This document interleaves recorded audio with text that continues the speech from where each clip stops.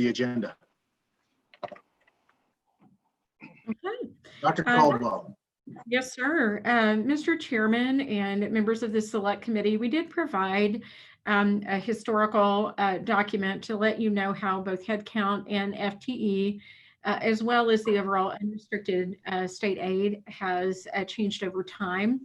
We do have a little bit more detail that you've requested earlier in the meeting today related to how that compares to the unrestricted compared to what is within that for health insurance and all those other components.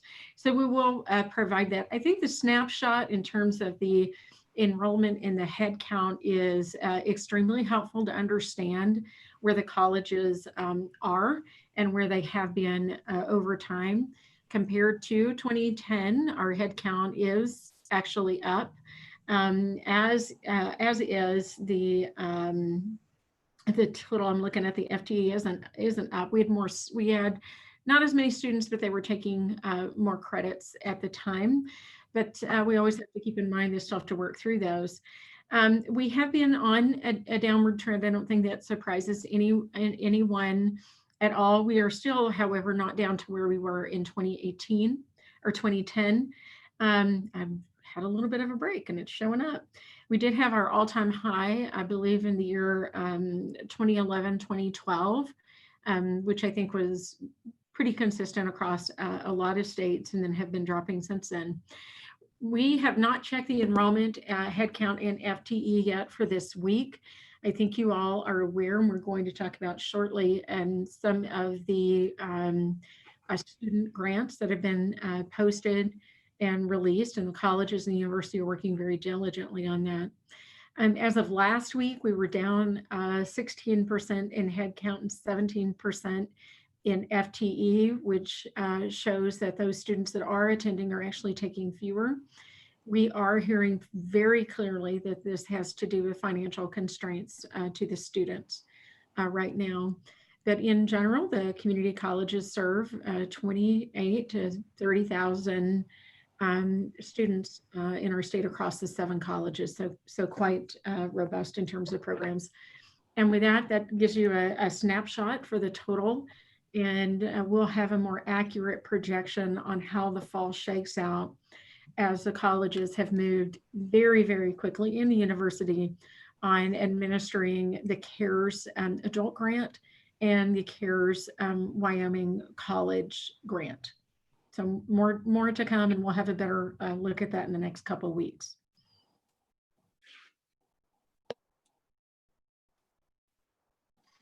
Any questions for Dr. Caldwell?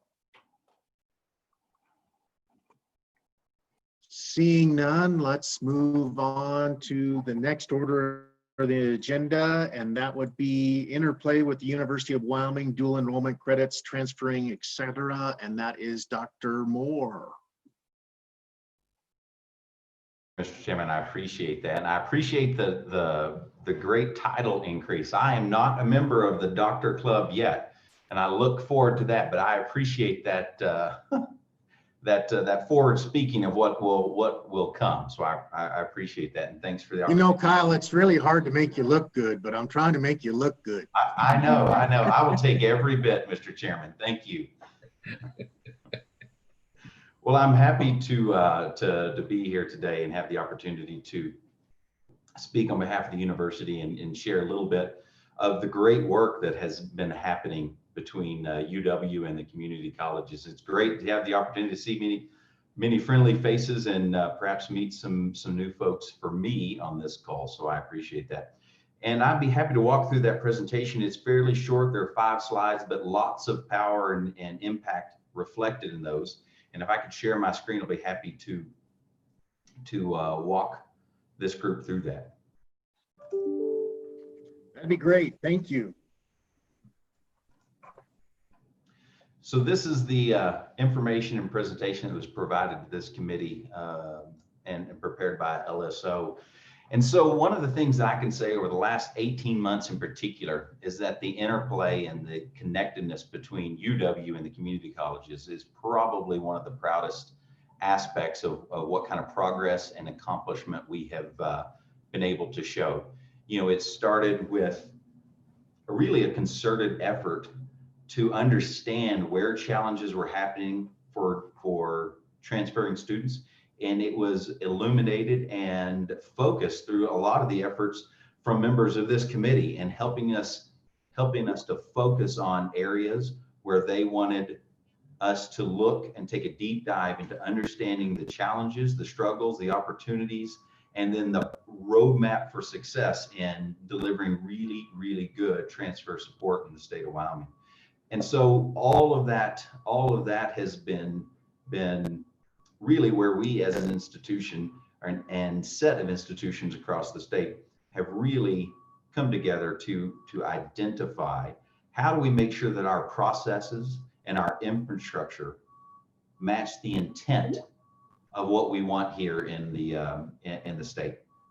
And so SLEDs, as you all are aware, that's something that has been tried previously in past years in the state of Wyoming, and that now we have moved forward in a powerful way to be able to bring some great data collaborations and reporting opportunities to the state of Wyoming. We have the ability now with Academy One and the funding that the legislature provided in bringing that, we're going to be able to now bring Wyoming into a 21st century world when it comes to providing our students a competitive advantage when it comes to finding out their path to degree completion as quickly and as effortlessly as possible. One of the things that we can say with great confidence that has happened is the work around the Common Course Numbering project. I'll talk a little more in depth about that here in another slide. The reverse transfer efforts going on. One of the things that the university fully supports is the ability to help those students who have transferred to the university without an associate's degree, the ability to take their credits back to the community college and be awarded that degree in reverse. It's an incredible opportunity, one, to get that student the credential that they have already proven and accomplished through their course completion. What's great about that is that student now has a credential, a diploma hanging on their wall while they're pursuing their bachelor's degree. Now they have that credential on their wall, and it's something that they have every right to because they've earned. So for example, this last year, 3 times a year, what we do is we run a list of all of our Wyoming community college transfers. And that list, the last several times, has averaged about 1,100 unique students. So what we do is we email those and notify those 1,100 students to say, guess what? Based on the parameters that we have between the community colleges and UW, you have X credits from a community college and you now have Y credits from the university. You are now eligible or may be eligible to receive your associate's degree in reverse. So we email those students out, we notify them in a couple of different manners, and then we follow up with 2 additional communications to that population in an effort to then help them recognize the opportunity they have in completing their associate's degree at the community college. We also take that information, share it with our 7 community college partners to give them that same heads up, and then they work on their end with their own communication plans, how they're going about getting a hold of their former students and reaching out to provide that kind of a service. So it's an incredible opportunity to know what efforts are being made to make sure that we are partnering with our community college friends to offer that kind of opportunity. One of the things that we also have the opportunity to talk about is some of the articulation agreements. You know, one of the things that's often a challenge is thinking that 2+2 agreements or articulation agreements or transfer planning guides, that they're all the same thing, and they're really not. They are part of the greater toolbox of elements we have to serve students. Articulation agreements are great services. Usually they're web-based or they are some sort of service component that allows a student to understand how one course is going to come to another course and some of those things. the 2+2 agreements. It's a great success story for the state of Wyoming. You know, in all, we have had a great track record of putting a lot of 2+2s together. And now we've had the opportunity over the last 18 months to identify how do we make sure that we are going to be building 2+2s that allow us to scale and that allow us to maintain accuracy for our students so that they don't run into a situation where we have some sort of a curricular misalignment that's happening. And that's a great work that's going on. One of the things I can tell you is we have also updated the look of the 2+2. What we did is that Amanda Reeder, who's a powerhouse of members of the transfer, you know, community. She has grown in respect in lots of areas of her intersection of transfer success. And she purposely wanted to make sure that she reached out, and she has worked very diligently with the community college advisors, with community college partners, to make sure that as we are developing a new 2+2 look, that it's built and designed on what the student sees at the community college. Because it makes the most sense that if they're at a certain community college, that they see something that they recognize at that stage and then can easily translate to the University of Wyoming. And so far, she has put into place criminal justice, sociology, political science, social work for all 7 of the community colleges in this new format. So there are some great things that are happening, but we couldn't do it if we didn't have those great partnerships and that great openness and relationship with our community college friends. So the fall and spring tours, one of the things that again we worked on is how do we make sure that we are getting to the community college campuses, to get in front of students, to make sure that we are not just a high-tech institution, but that we're also a high-touch institution as well, making sure that we're bringing the services to where students are. And they have been wildly successful in the past couple of years. We have had the opportunity to tweak them now and make some adjustments to make them even better. And our partners in the community college have been really helpful in guiding us to a program that we think is really successful. In the climate that we're in today, one of the things that we have set up for the fall and spring, we have dates, and we are hoping to be there in person. But because of unforeseen situations, maybe it's weather or maybe it's COVID-19, we have a backup plan in place in the event that we're not able to get to those campuses. But nonetheless, that is some great highlights of how we've really moved forward in the last 18 months. Dual enrollment, I know this was a bit of a conversation earlier. You know, the dual enrollment picture and profile at the University of Wyoming is not nearly as robust as what it is at the community colleges. The community colleges are really the ones who are set up and positioned to be able to do that best. You know, we are very, very glad that we have the opportunity to extend some dual enrollment opportunities through a partnership with Albany County School District. And we really enjoy having those students on our campus, but it's not a whole lot of students that do that. But again, we have the LCCC Albany County campus right here in Laramie as well. And you know, those students have lots of opportunities to take this dual enrollment. So we're glad when we can serve those unique situations where a student might need even an upper level credit or some kind of additional service that we can provide in this manner.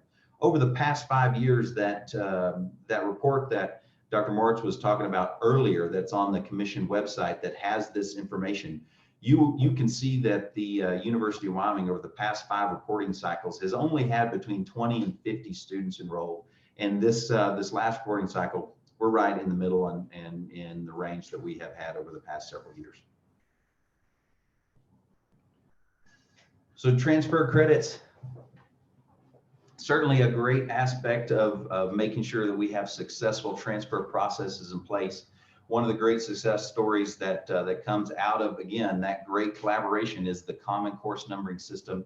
that allows us the opportunity to make sure that our hierarchies, our nomenclature, if you will, amongst our courses is as in sync as we possibly can. So to give you an idea, as you can see, we have so far reviewed a little over 1,100 courses over the past 18 months. This represents very close to 90% of our articulations between courses. Some of those that we haven't articulated yet are simply because we don't mutually both offer the same kind of course. So there's always going to be some things where we don't have an equivalent at the University of Wyoming, but it may be because we don't offer anything that is equivalent.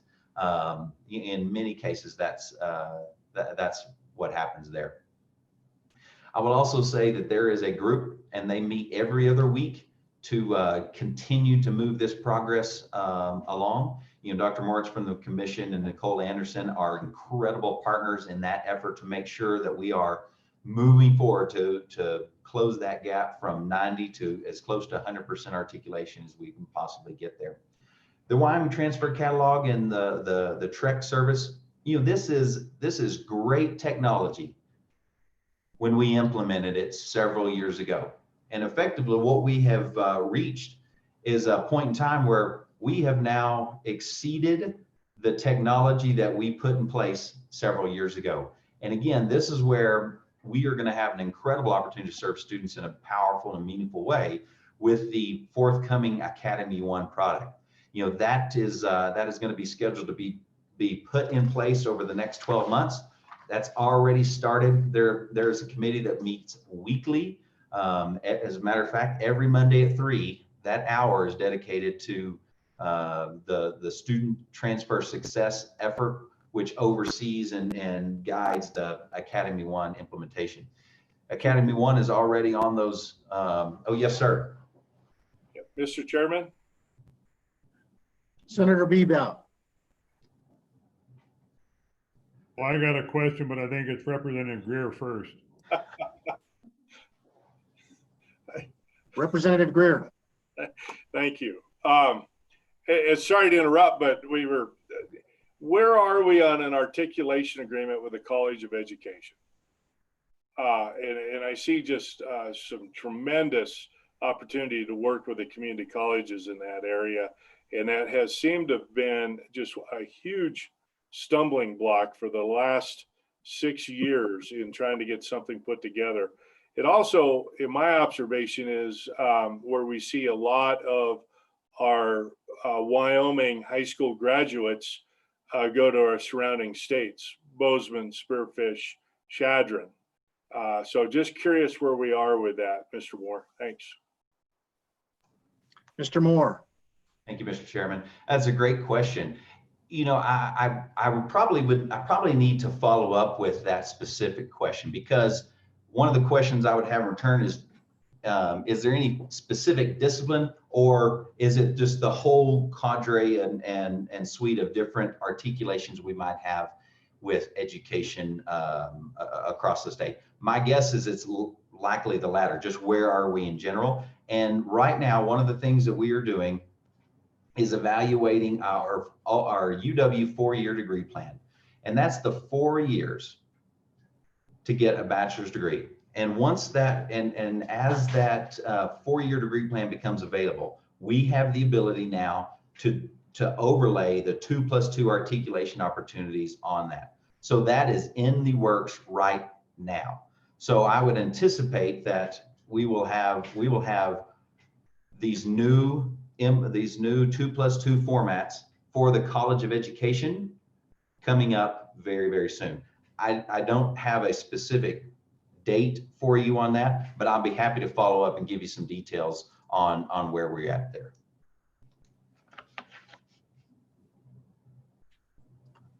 Okay, Senator Bebout.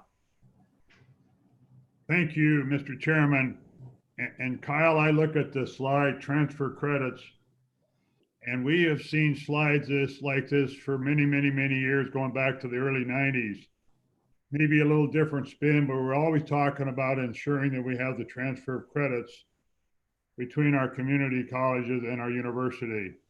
The question I have is, how are we going to find out and know that this is any different? And the only way I know to do that is see where we were last year, the year before, and where we think we might be in the future, and then quantify that as we get there. You given that some thought? Because seriously, I've just seen this over and over again. And, you know, Senator Wasserberger, you'll remember that as well. Back in the 90s when we talked about this, and everybody had a great idea, and we articulated it with different statements of how we're going to do it. And then here we are again now in 2020 talking about the same thing. How are we going to know that it's working? Mr. Moore. Mr. Chairman and Senator Bebout, I think that's a great question. And my answer is this.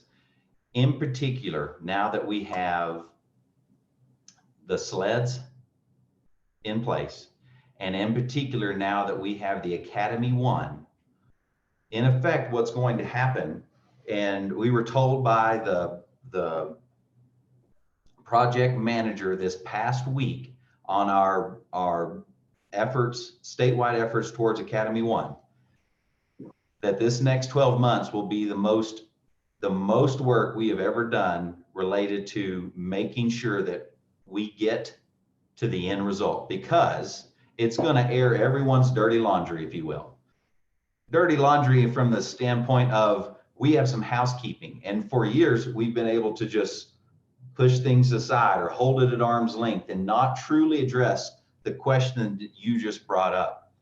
This technology will no longer allow us to sweep something under the rug. It's going to bring it to the light, and it will require us to make a decision. As a result, that 1,100 courses that have been reviewed, you'll see that number will be forced to increase to 12, 13, 14, 1,500 courses. You will also have the ability now for when we put all the data in there, if something is not aligned, it will throw an error, if you will, up, which means we have to resolve it to make sure that it continues to work. And so students are going to have the ability to point out if something's not right. And so our students are going to be able to hold us accountable as higher education institutions about how we're going to move this forward. So that is the answer. We have had too much time to play in our own sandboxes and not do these really progressive data sharing kinds of maneuvers that now are going to resolve what I understand to be several years of a challenge around that particular topic. Well, I get what you're saying, Kyle. Excuse me, Mr. Chairman, for doing a Senator follow-up. Bebout.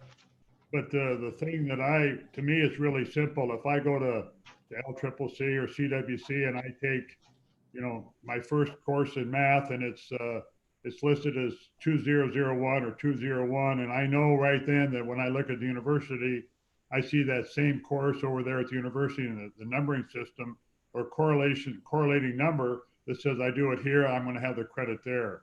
And to me, that's the easiest, simplest way for me to know as a student that it's really going to happen. Is that in place? Mr. Chairman and Senator Bebout, Mr. Moore. That's exactly what this does.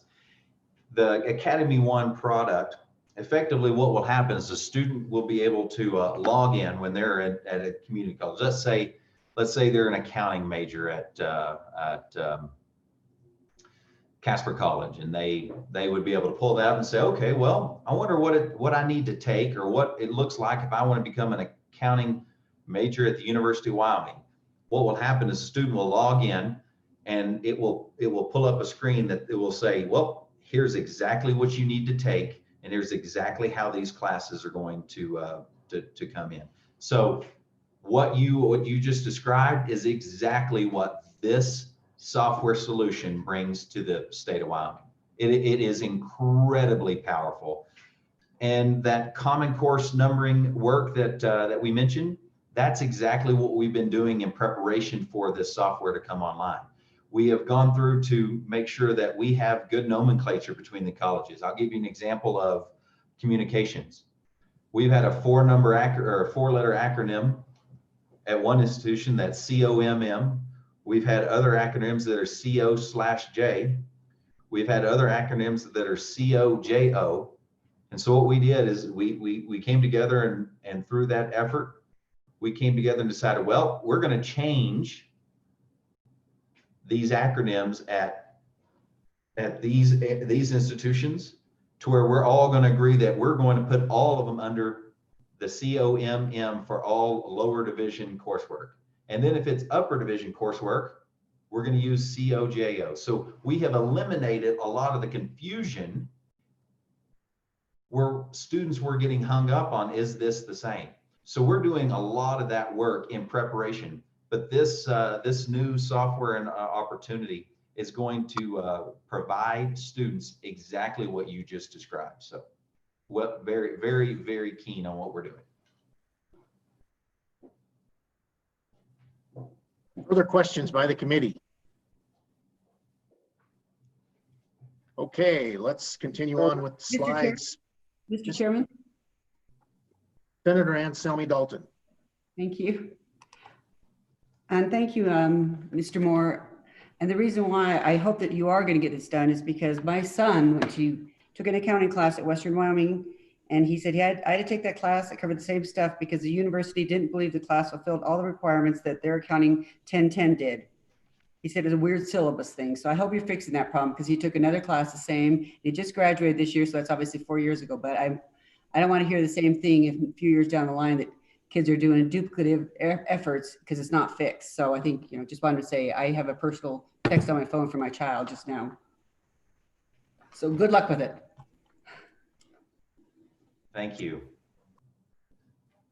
Okay, Mr. Moore, please finish your slideshow. You got Senator Landon there, Mr. Chairman. Oh, Senator Landon, I can't, with Mr. Moore having his slideshow on, I can't see the rest of the people. So please speak up. So Senator Landon. Mr. Chairman, thank you. And I completely understand. No offense at all. I just wanted to follow up with the senator from Sweetwater County. And my question, Kyle, would be, how is the progress with respect to the trickle down? Because in all of my 30 years of working at the institution here in my district, where we really ran into the problem was not at the administrative level. It was at the department head level. And that's where some students have run into the difficulty that Senator Anselmi Dalton just articulated. So I wonder if there is a plan or if there's a way that you can adequately communicate all the way down through the ranks, what I think is a really great effort on your part.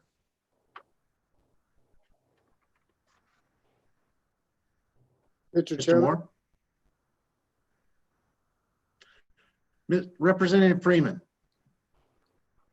Thank you, Mr. Chairman. I don't want to sound like I'm piling on, but what has happened in the past is that, as Senator Landon said, is that the administration is working really hard to get these numberings done, and then it gets to the department level to where that they won't accept the classes. I think that that's the real problem area. I worked in a community college for 9 years and had many students come back and say that.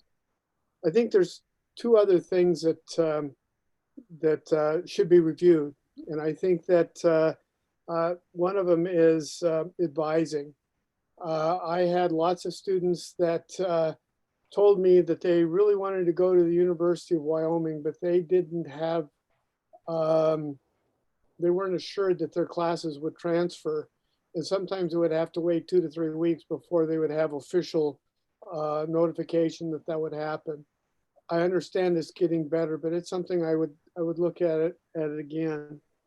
And then the other thing is scholarships for community college students. My son graduated from Western and couldn't get a scholarship at the University of Wyoming. I don't think he tried very hard, but he went to the University of Utah, and at that time, I believe that out-of-state tuition was $12,000 per semester. Well, my son got a degree for $4,000 based on the scholarships that U of U offered. And again, that's another thing that I hear from students that are transferring to the University of Wyoming from community colleges that they find difficult. Thank you. Thank you, Representative Freeman. So back to Mr. Moore. Any other comments, questions? Mr. Moore. Well, Yeah, Mr. you Chairman, got Representative Northrup, Mr. Chairman. Mr. Chairman. Representative Northrup. Thank you, Mr. Chairman. Kyle, I'd just like to ask, I have to ask, how's that common transcript coming along? Mr. Chairman. Mr. Moore. Thank you. So Representative Northrup, I was prepared for that question because I agree. I knew that was coming, and it's coming along quite well, sir. That's part of that student transfer success group that I mentioned earlier that meets every Monday, and all the elements that we've talked about so far from Academy One and particularly that effort is going to allow us the opportunity to deliver on that common transcript element. And so it's something we cannot get away from because it is interwoven as part of the work of putting this in place. So it's in great hands, sir. Mr. Co-Chair. Good. So Kyle, Representative Nicholas, Mr. Co-Chair. thank you, Mr. Co-Chair. So, what I think, and particularly perhaps when you come in front of appropriations this fall, we would like to see hard numbers of what we're talking about. We want to know what complaints there are. We want to know how many credits are not transferring. And so statistically, I think it's the obligation of UW to keep track of those numbers. If you don't get a common transcript done by the end of next July, then we'll just dock 5% of your block grant funds. If they continue to promise something that they don't fulfill, and we're relying on a computer system, and you think that's really going to change the governance practices of UW, we've never seen that. So we don't really believe you, and we want to have hard numbers. And so we want to see marked, measurable improvement. That's the whole purpose of what we do, and why we ask for this information. And frankly, we have no new information other than all the computer things are moving along and you're trying. And we love the kumbaya moment, but we need hard data and real numbers. And we have a sword if we need to use it. And at what point in time do we say we're just going to start using our sword instead of saying thank you and we're going to pay for your new SLED computer system? And it's a tough deal. And I would like when you come to JAC to bring us some hard numbers and see what you have in terms of what the complaints are, how many you get per year from every community college and students, how you address them, what credits that that are out there that do not transfer for whatever reason in every department, particularly education, because I've seen it over and over and over again. And I love your attitude, but we need to have hard numbers. We just do. Thank you. Thank you, Mr. Co-Chair. I know it's incredibly frustrating for legislators. I think I have been involved in the legislature now for almost 20 years, and this has been a common issue, the transfer of credits. And so it's worthwhile, I think, for us as leaders in education and in our state to try and solve this issue. And I think it's something that we're moving forward to, but we need to get some results here fairly quickly. And so let's get back to where we were on the slideshow. Mr. Moore. Thank you, Mr. Chairman and legislators. And I will just real quickly say that we hear you, and that speaks to why I came to the state of Wyoming, why I was attracted here, is because we have the opportunity to do something powerful. We have the ability to show results and not just talk about dreams and ideas. And I believe that these efforts will result in our ability to show some hard numbers in terms of our progress. I think we already have a lot of that to show, and so I completely appreciate and understand and can even empathize a bit with maybe the frustration from many years past. But this is, I will say, I think we are in a really good place because we have a statewide approach to this issue.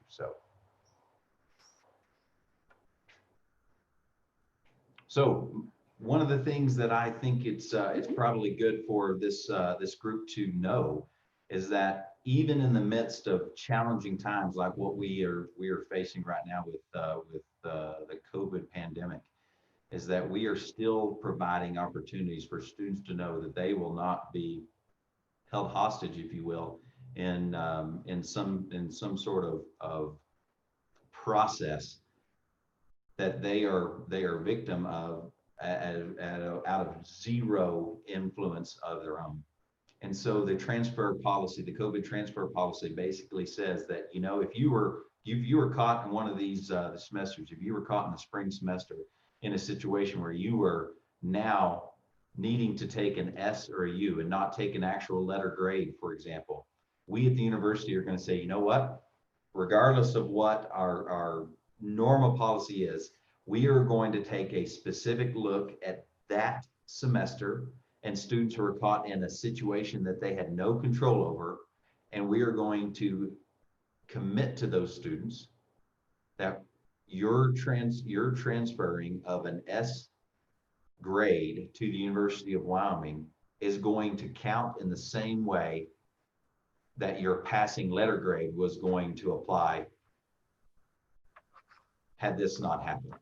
That is a huge that's a huge response to a really critical student need out there, where we have the ability to say we're not going to hold you responsible for something that's outside of your control. And so we've shared that with all of our community college partners. All of our colleagues know that, and now they can let their students know that if they are worried about, well, is this credit going to transfer, even though it's an S, you know, stands for satisfactory. In other words, it could be a passing grade. Those advisors at the community colleges can provide that assurance to those students that yes, this is going to count. You're not going to have to pause any in your degree completion or your progress towards your bachelor's degree because of COVID-19. One of the other things that we are providing is the pre-TCE. That's a transfer credit evaluation. So one of the things that we are rolling out is the ability to give students an evaluation ahead of time. So, Mr. Chairman, one of the comments that Representative Freeman made was, you know, in some years past, it's been a delay in getting some of those pieces of information. We're going to roll out an opportunity to give students that information before they ever enter into that enrollment process. So we're going to put our money where our mouth is, if you will, and say, you know what, we're not even going to make you go through the hoops of applying and confirming enrollment before we're going to give you the information that you know you're going to need anyway. So that's one of the ways that the university, I believe, is stepping up to the plate and responding in a powerful and very hard data kind of way that we're going to get students the information on the front end, not just when they're facing it. And again, the Academy One work is critical to delivering on all of these critical issues. One of the things that will be really, really clear for students is right now there's very little transfer credit issue. The credits from the community colleges come to the University of Wyoming. One of the things that this new program will do is it will allow students very easy to understand terms that it doesn't mean that any credit you take at a community college will automatically apply to the degree that you ultimately want to go to. And students will be able to see that up front, which is a great service to students. And it keeps them informed and abreast of all of those issues on the front end. And that's something that's really, really helpful. We had a complaint recently where a student was in a business program at a community college. They were in a business 2+2 is what they came, and they said, well, my credits are not transferring. And so we said, okay, well, we'll look that up. And what we found is they were a petroleum engineering major at the University of Wyoming. And so the student was along some time along the way had changed their major or changed their decision from being a business major to now being a petroleum engineering major.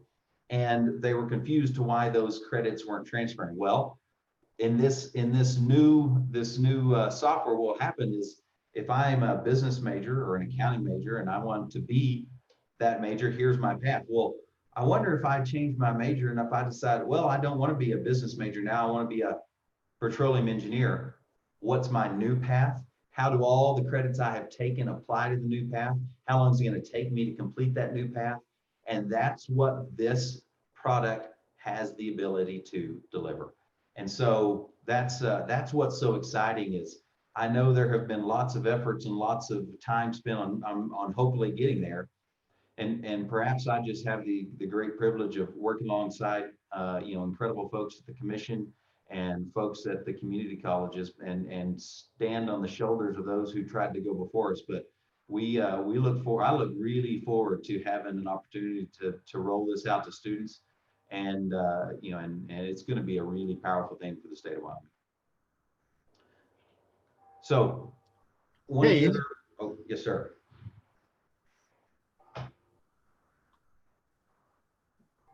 Well, go ahead, Mr. Moore. I thought you were done.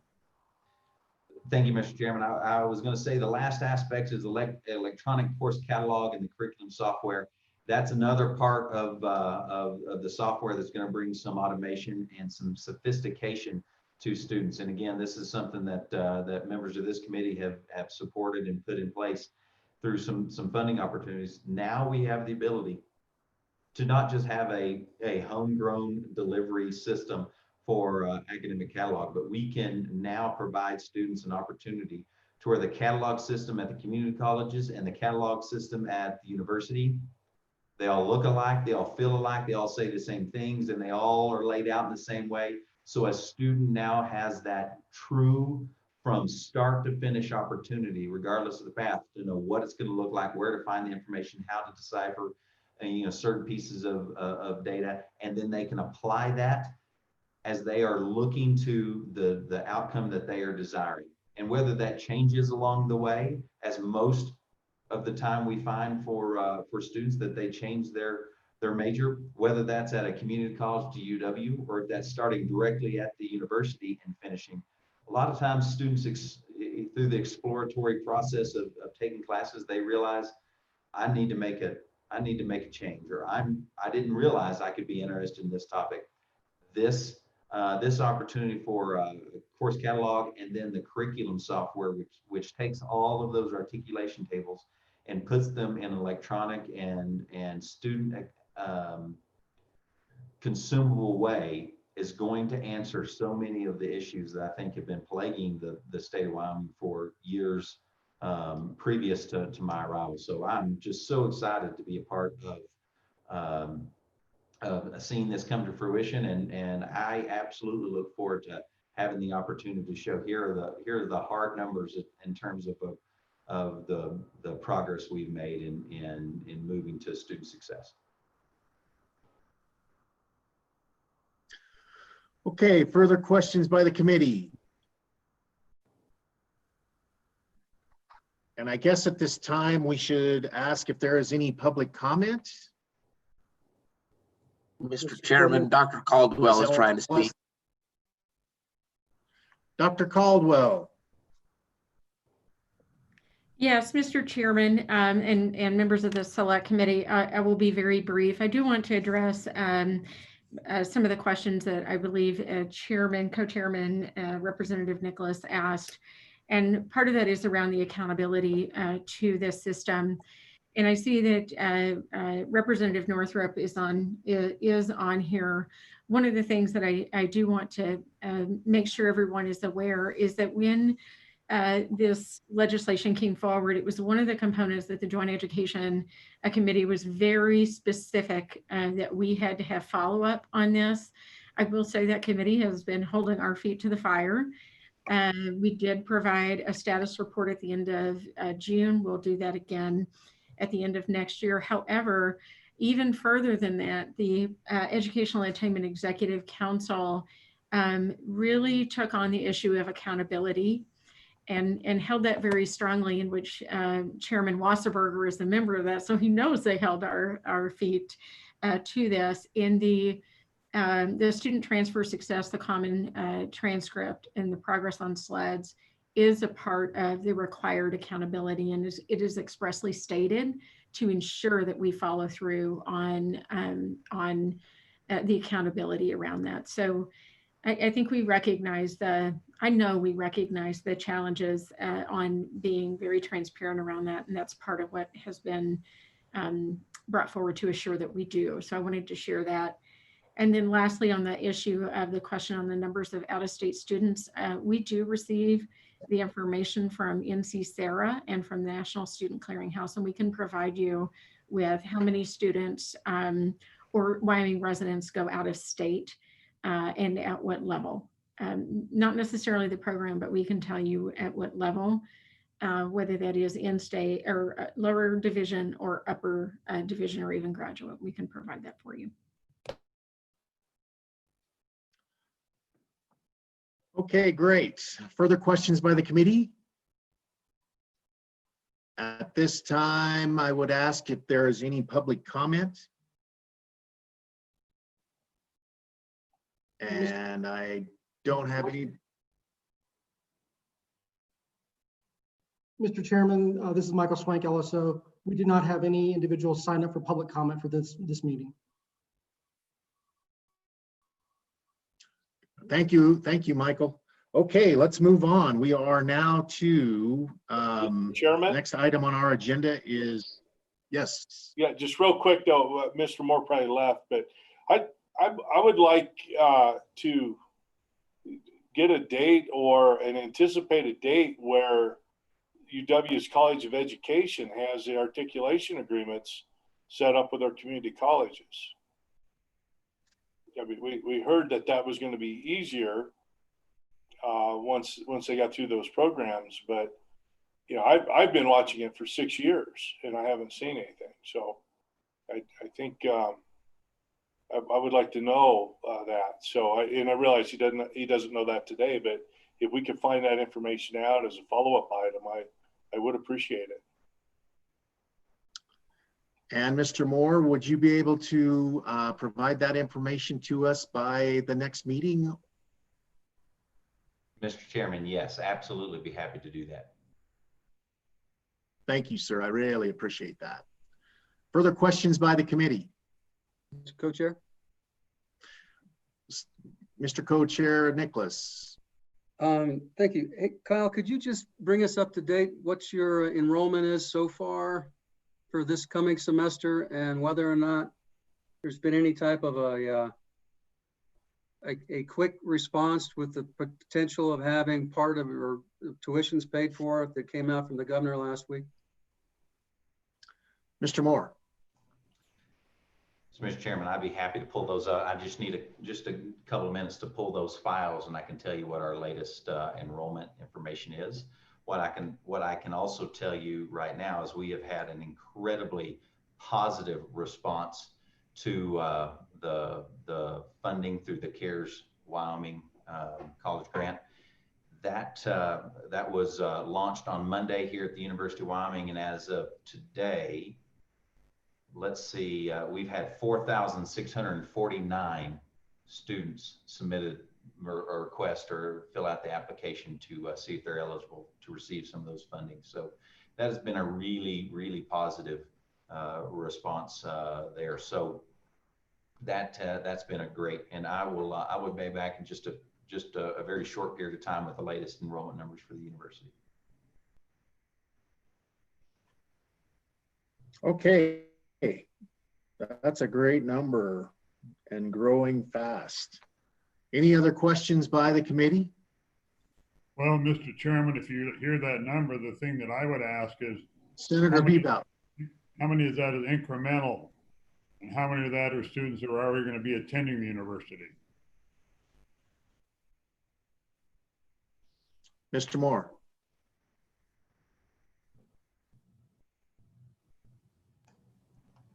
Mr. Chairman, that's a great question. I need to go back and look at some of the analysis of that 40. I don't have that in that 4,000 broke out. We have that, or at least we have the ability to get that, but I need to go ask that question on how many net new students that represents or is represented in that 4,000 plus number of students. I will say that we have also provided what we're calling the Trailblazer program, and that is the adult learner grant program that's going to allow us to provide funding for those underemployed, unemployed individuals in the state who are new. We also have had a great and very positive number of applicants for that, and we have a number for both total number and how many of those are net new for that program as well. So I'll be happy to work on that and provide that information just as soon as I can.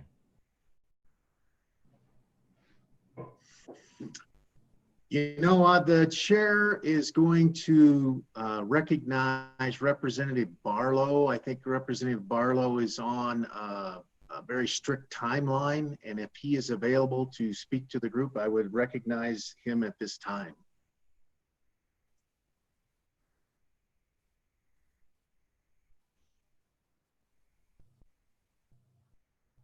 Okay, we will move on.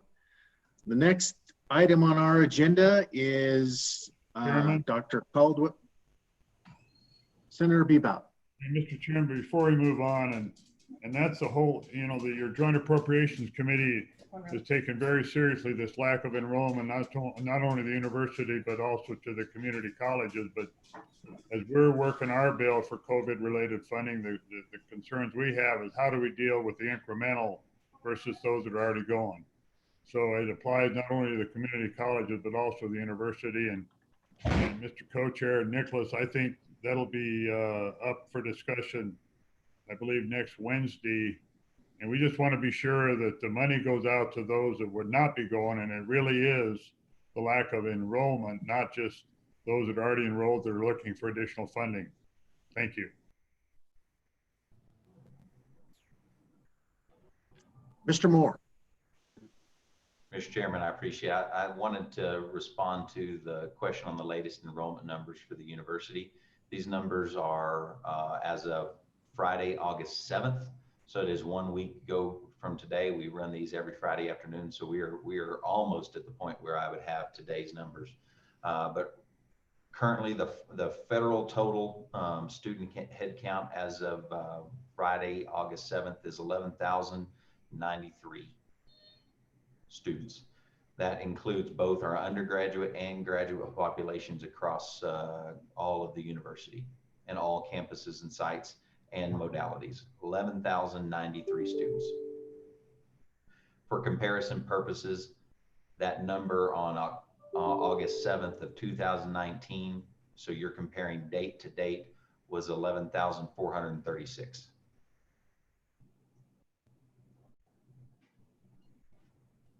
Thank you. Okay, thank you for those numbers. Any further questions by the committee?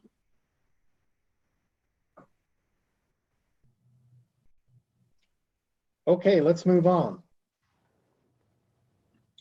All righty, let's see. We are to the fiscal year 2021 budget reductions, community impacts, and that is Wyoming Community College Commission Sustainable Funding Group. We have Dr. Caldwell, Dr. Schaefer, and Dr. Tyndall And I believe Dr. Schaefer is the lead on this. Is that correct? Mr. Chairman, I think that'll be me. Thank Dr. you. Caldwell, you're the lead. Yes, sir, and members of the select committee. And then I'm also going to be turning this over to Mr. Buckles, who is our Chief Financial Officer, because he can go over some of this in detail. We have a few components that I wanted to share with you. We did host a special meeting on June 22nd to discuss the budget reductions for the entire community college, the entire budget of the Community College Commission, including the state aid for the colleges. So that actually is public information because it required the commission to take action. We had our budget hearing, and then we had a follow-up in which we were redirected on how to submit those budget reductions. And then we can go into, I'll let Mr. Buckles talk about that. But then I think having the college presidents then talk about what that meant for their actual budgets would be very, very helpful in understanding how they had to implement that at the college level. And then we can get to the sustainable funding. And then after that, we'll talk about then the CARES request, because we have so many things that are going on at the same time, where we're trying to make sure the colleges have funding for reopening and mitigation of the impacts, but at the same time managing their budget reductions in front of them. So if I may, I would like to turn it over to Mr. Buckles, and he can step through what our budget reduction strategy looked like, how that double whammy happens with, and ultimately with mill levies, and then the colleges can talk about their individual college experiences and how they have to navigate it. Dr. Buckles. Mr. Buckles, Mr. Chairman, thank you. Let's see, where are we at? I think I've shared the wrong screen here. This is, are you seeing the budget? The budget documents as you normally see them in the Joint Appropriations Committee. So what I'll do is just take you through a very high level of what we have enacted and proposed as budget reductions in response to the revenue shortfalls the state of Wyoming is facing, and what that looks like. And how that follows what the governor's office direction is as far as how we cut by program. So what you'll see here at a very high level is the administration budget for, I'm just going to do this by division, and I'll get a little bit more granular where the cuts actually take place. But in the administration unit, there are no reductions proposed. In the state aid division, this is where you'll see the total cuts or the total reductions take place. The guidance out of the governor's office and out of the budget department were 10%, an equivalent 10% of your total general fund budget, including exception requests. That's what their expectations were. So what you can see on this slide here is, in total, the general fund budget for the commission was $253,893. So our 10% cut is that $25,389,000. And you'll see that it is all represented right here in the community college state aid division. Of that $20,241,000 in column 6, $2.5 million of that reduction is the appropriation given in the 300 section for Wyoming Works. So we reduced the funding for the Wyoming Works program that was given in the 300 section, but we did not eliminate the program. I think that's important to note. We reduced the funding. Like Senator Anselmi Dalton said in this morning's session, $3.4 million or thereabouts was provided in the previous session for standing up the Wyoming Works program.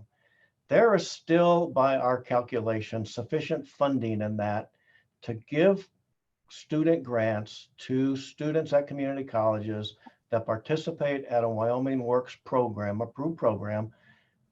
We think we have the funding to get through the current biennium. So our proposal is that we give back that 2.5 million in general fund, and we still sustain the program through this biennium. The remaining amount, it really does reflect $17,741,620 is a direct reduction in the state aid block grant that goes into the funding allocation model for the colleges. Then there is an exact 10% that comes off of the health insurance line item and an exact 10% that comes off the library funding line item. Those four things comprise the entire $25,389,000 reduction that is equivalent to the 10% across this agency. Again, high level, it just goes through all the divisions, and it just reflects that there were no reductions anywhere else in the commission's budget. Till you get down to Wyoming Public Television. As you know, they're kind of a standalone entity. They're part of Central Wyoming College. The commission carries their budget, but we don't advocate for, we don't have any input into what it is. It's a standard budget and we carry that. And the expectation is that they too would take a 10% reduction. And you can see that that is depicted on that last slide. So with that, I would stand for any questions. Any questions by the committee? Senator Bebout. Yeah, thank you, Mr. Chairman. Why no reduction in the commission? And to me, they should be making 10% cuts as well, possibly 20% in the commission budget of that amount. Mr. Chairman, Senator Bebout, the direction we had originally proposed kind of a reduction where they could be afforded across all the divisions. The governor's office suggested to us that we do it by program. So get to your target of $25 million by eliminating funding for a program.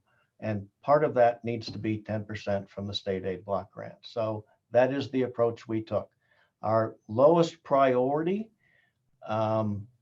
was the $2.5 million in Wyoming Works funding, primarily because we, probably not the right thing to say, but we didn't specifically ask for it. Like I said, it was a 300 section addition. So it turned into our lowest priority because it wasn't included in our standard budget or any exception budget that we submitted. So that was the funding we eliminated. That $2.5 million sufficed to fill the hole for what is the equivalent of 10% in administration, 10% in adult education, 10% in the WIN program, 10% in the Overseas Combat Veterans program. We didn't have to take a reduction in those programs. They were a higher priority for us. Mr. Chairman. Dr. Caldwell. Mr. Chairman and members of the committee and Senator Bebout, the other component to know within the commission budget and the agency budget is that a large proportion of that is related to the cost of the college computing system, or the ERP, which is the data system for the colleges. And so I wanted to recognize that part of it. It helped protect the computing system at the colleges. So that's an important component to know, that that's not held within the state aid. It's held within the administrative budget, the way the statutes are written. Senator Landon. Thank you, Mr. Chairman. Dr. Caldwell, I guess this would be for you. I'd be curious what the message has been from the executive branch to our agencies, which would include the Community College Commission, regarding the potential for that second 10% cut. I guess I haven't really been informed how that's going to be rolled out or when. Do you have any word as to what that would be? And then the second part of the question would be, is that going to be reflected just in the state aid again, or would there be a different approach on the second 10% cut? Dr. Caldwell. Mr. Chairman, Senator Landon, members of the committee, the guidance on the second 10% or to the final 20% is actually up for public information. We were required to submit information on that. However, it is an iterative process. And I believe, if I'm not mistaken, that was discussed in the last joint appropriations. I'm looking at the appropriation members on here to help me out a little bit. What we know is that we'll be looking at that iterative process through probably next month to see what that ultimately looks like, but we don't have a final on how that will actually occur because it is an iterative process. Now on the commission, what that would mean is that the first approach that we had was a little bit more of an easing, but we were directed to go back and do that on a programmatic basis. Then it has to go up on the programs on the next levels. We were directed that we do have to do that portion on the state aid. The next one is overseas combat veterans. And then the next one would be the WIN student funding. I will tell you that because this semester has already occurred, we will make sure, when I say we, I mean Mr. Buckles, because he has to calculate all of this. And we'll make sure that we are maintaining the obligation that we have for the students that are already in the pipeline, unless we are directed to do otherwise. So we will proceed as has been instructed, which is to move forward on a programmatic basis. And then however much we're finally directed, then we've been instructed would be applied also to state aid, which includes health insurance as well. Mr. Buckles, did I get that right? Mr. Chairman, Dr. Caldwell, that is, Mr. Buckles. that is our, thank you, Mr. Chairman. That is our charge, and that is the direction that we are heading. Yes. Mr. Co-Chair. Mr. Co-Chair. Thanks. So my understanding, and just refresh my recollection, is that the Wyoming Works is a one-time funding. It's not an ongoing funding source. So if that's the case, then by taking that as your 10%, you're going to be back in the same boat next year. Is that correct? Dr. Caldwell. Mr. Chairman, Mr. Co-Chair, Representative Nicholas, the short answer is yes. And just to be clear about that, one of the aspects that we talked about is providing some transition time for the colleges. When they are cutting funding, it can be a challenge in that they need some transition period, particularly if they have academic programs or contractual obligations that they have to be able to mitigate over time. This gives them a little bit more leeway in order to manage those cuts, knowing that it would need to be moved elsewhere into the budget. This was the concern as the agency staff are on there and the presidents that we talked about in our special meeting with the commission, and we did discuss in our budget hearing and our follow-up budget hearing. It is a concern, and yes, that will be the case, but this is to at least give some ability to help provide a little bit of a transition for the impacts of the colleges and their programs. Any further questions by the committee? And Senator Bebout. Yeah, thank you, Mr. Senator Bebout. And I understand that this all comes from the governor and you know how you work it and what you do with it. I'm a little disappointed that, and I understand the direction given by the governor's office, but certainly when the committee, when the JAC meets in November, we're going to wonder why you may not want to have looked at, you know, some full-time equivalent reductions in the commission budget itself. You know, I would rather see some reductions there than going to the colleges and trying to put out some of the issues that we've seen there and some of the real reductions we made in the past. So just, I guess there's nothing we can do here about that, but that's, at least that's the way I feel about it. Thank you. Any further comments by the committee? Okay, I think, have we covered community impacts and anticipated mill levy revenue reductions? Mr. Dr. Chairman, Caldwell? I will turn that over to Mr. Buckles, and he's going to discuss this topic. Mr. Buckles. Thank you, Mr. Chairman. Can everybody see my screen where I've got a history of budgeted college revenues from 2008 to 2020? Yes, sir. Oh, thank you. So this does show you a history, and more importantly, it shows you just how local revenue is affected. The mill levy revenue is affected by a downturn in the economy.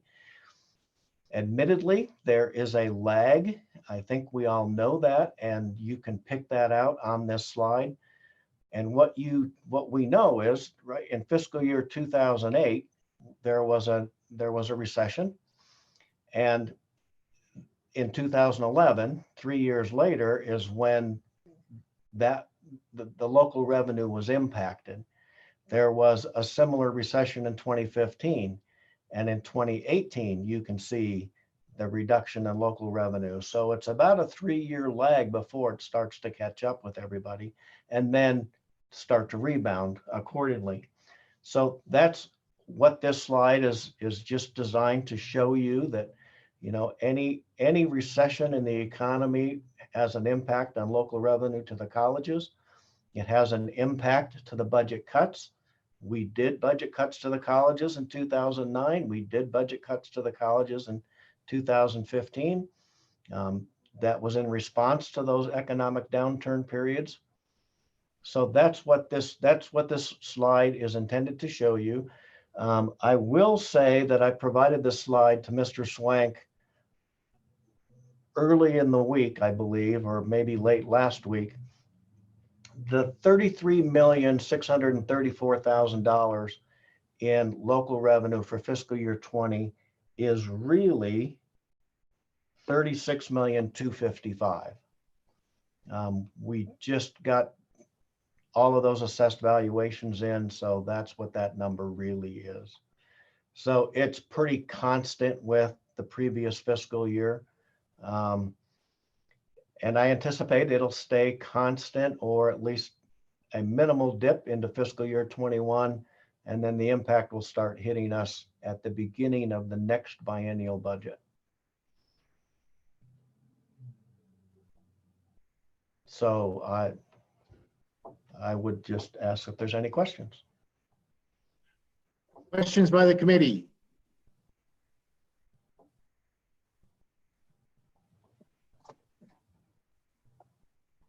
Seeing none,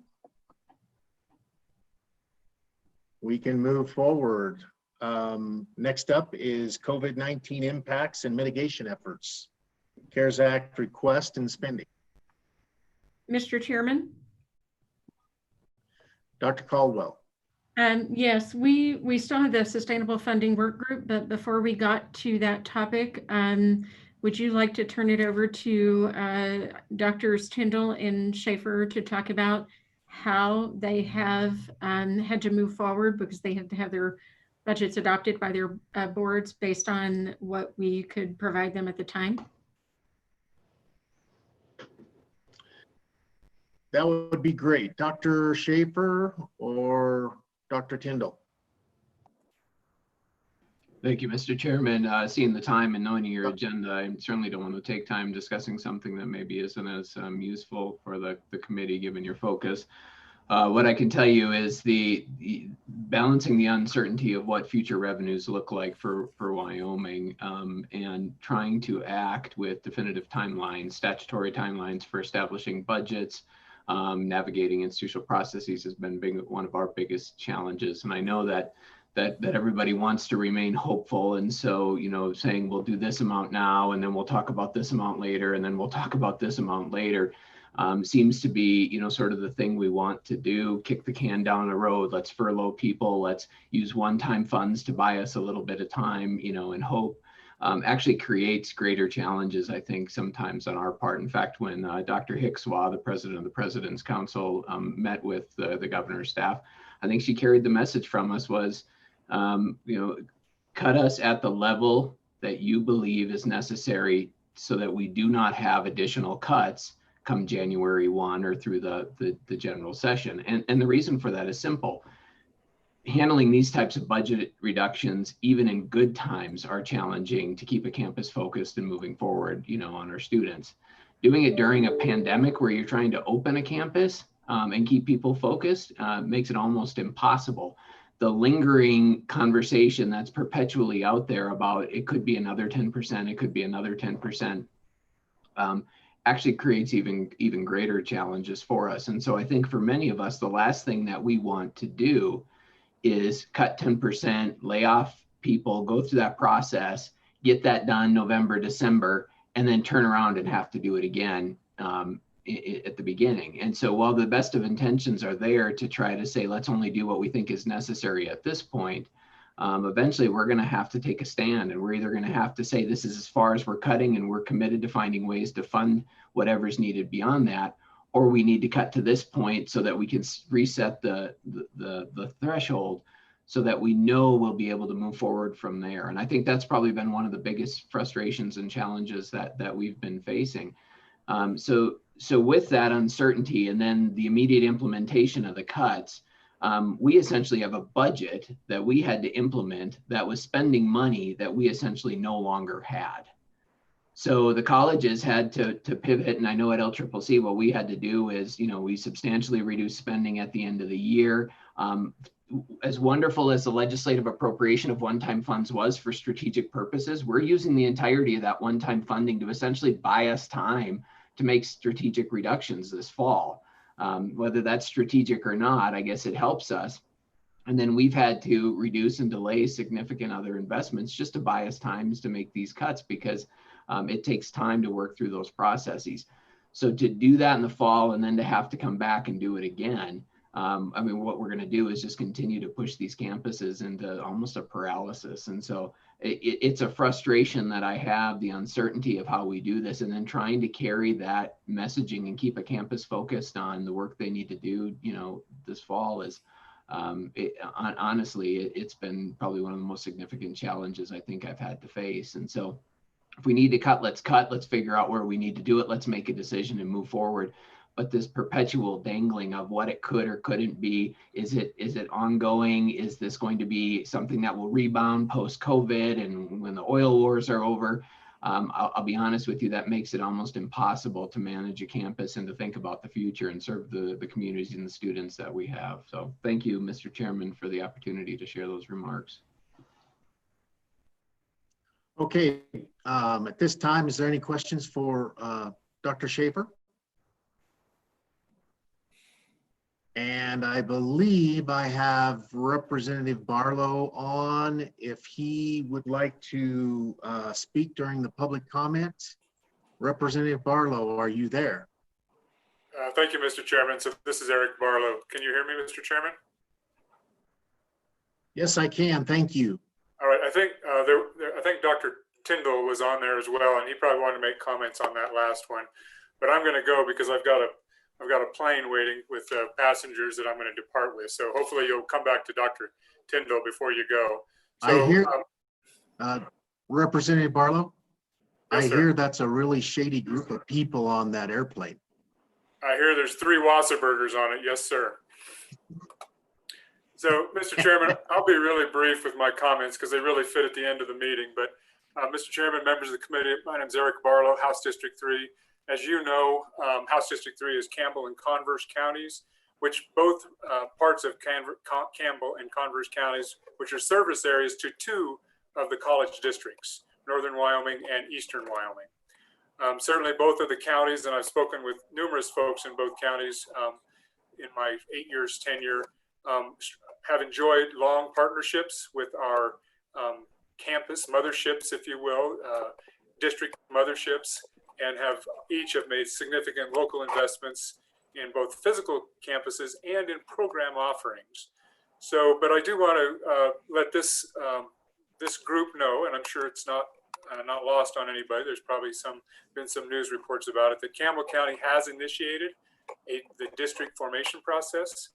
I want to be clear that what we're doing is not about the athletics, which is, of course, what was the headline of the news. It's about governance and strengthening our community and the community support that we're undertaking this. There is a work group. We have submitted at least the basic statutory requirements to the Community College Commission, including a resolution from our commissioners.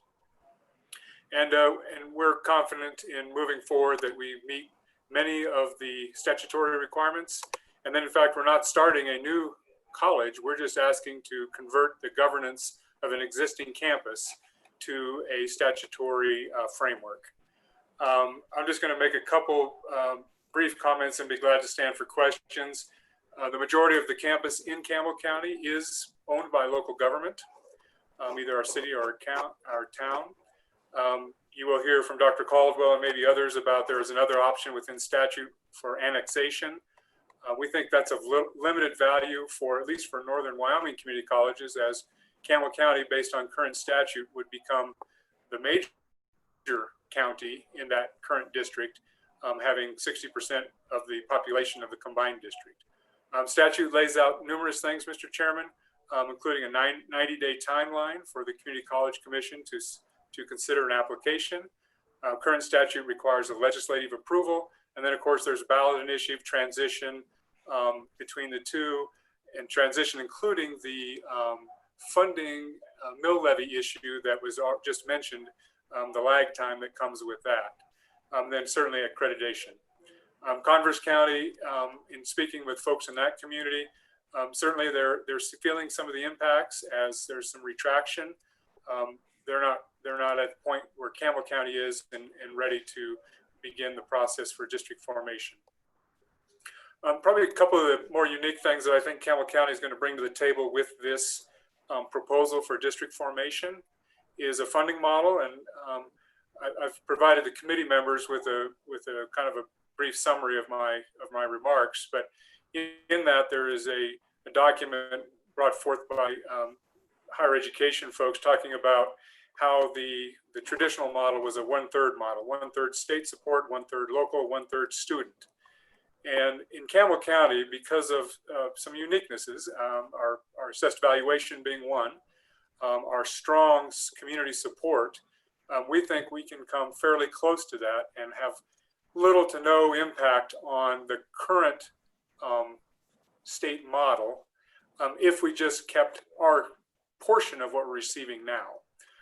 So that would be in that $12 million range, our state support being, just a third of that, local mill, et cetera, et cetera. So I think that, and then student input. So I think that we're going to bring some things to the table that won't make the pie, the shrinking pie, be cut smaller, but actually right size what we're going to offer to what our community can do as well.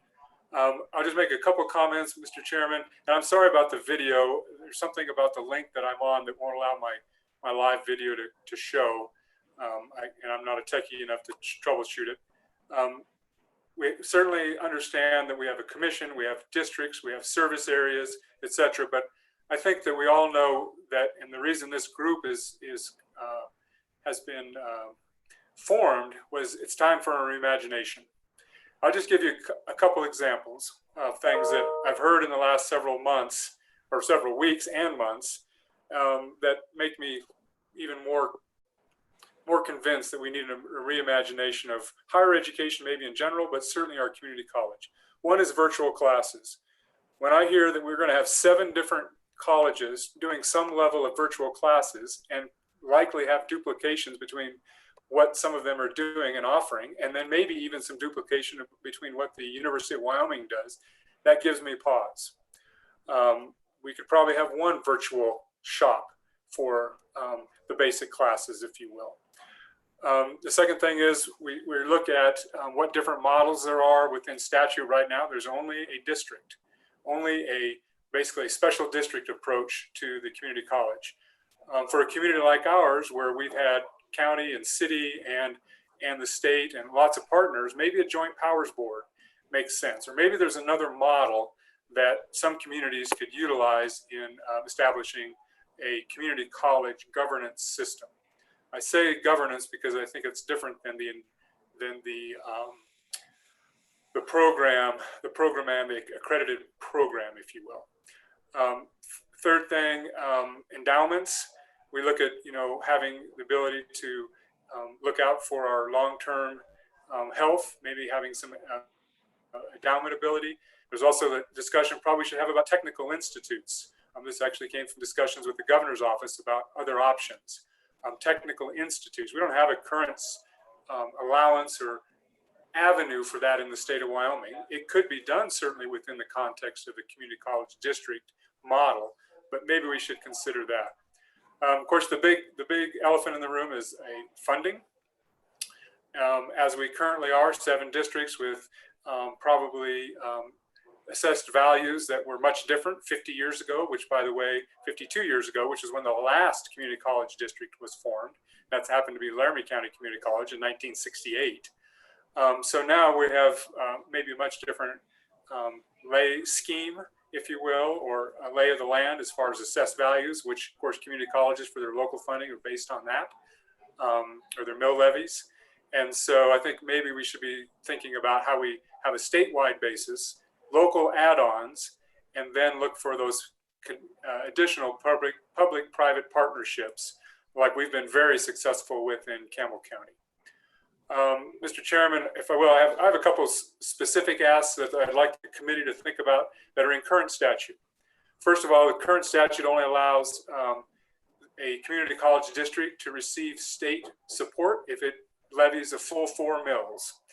In Campbell County, a full 4 mills is excessive for the operation of a community college, so we'd like a prorated approach to that 4 mill. Second, there's another requirement within statute about the educational program or the accreditation.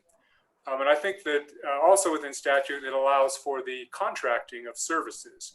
And I would like that, that issue, to, the contracting of an educational program, to also be within the context of the community college district, so that we have both a governance entity, but we can also contract for the educational program. Certainly we can talk about current funding, and you're doing that with the budget cuts, et cetera, and how that distribution is handled through the commission. There's certainly some discussions to be had there, and others are much more attuned to that on this call, and we'll get to those issues, I'm sure. And then there's probably 2 other things that stand out. Is one, the commission actually sets tuition rates. And I think that's another item that probably should be up for discussion about, is there some value in giving individual college districts some latitude? Now, I'm not talking about maybe complete no oversight, but some latitude to adjust rates that meet their programmatic and community needs. And then finally, just how districts and service areas are established. Of course, that's a statutory component right now with a legislative oversight, but how is that being overseen, or how is that being revisited, and is it being done timely? The final thing, Mr. Chairman, and I appreciate the indulgence of you and the committee for allowing me to jump in here out of order, is we'd invite you to visit Gillette College.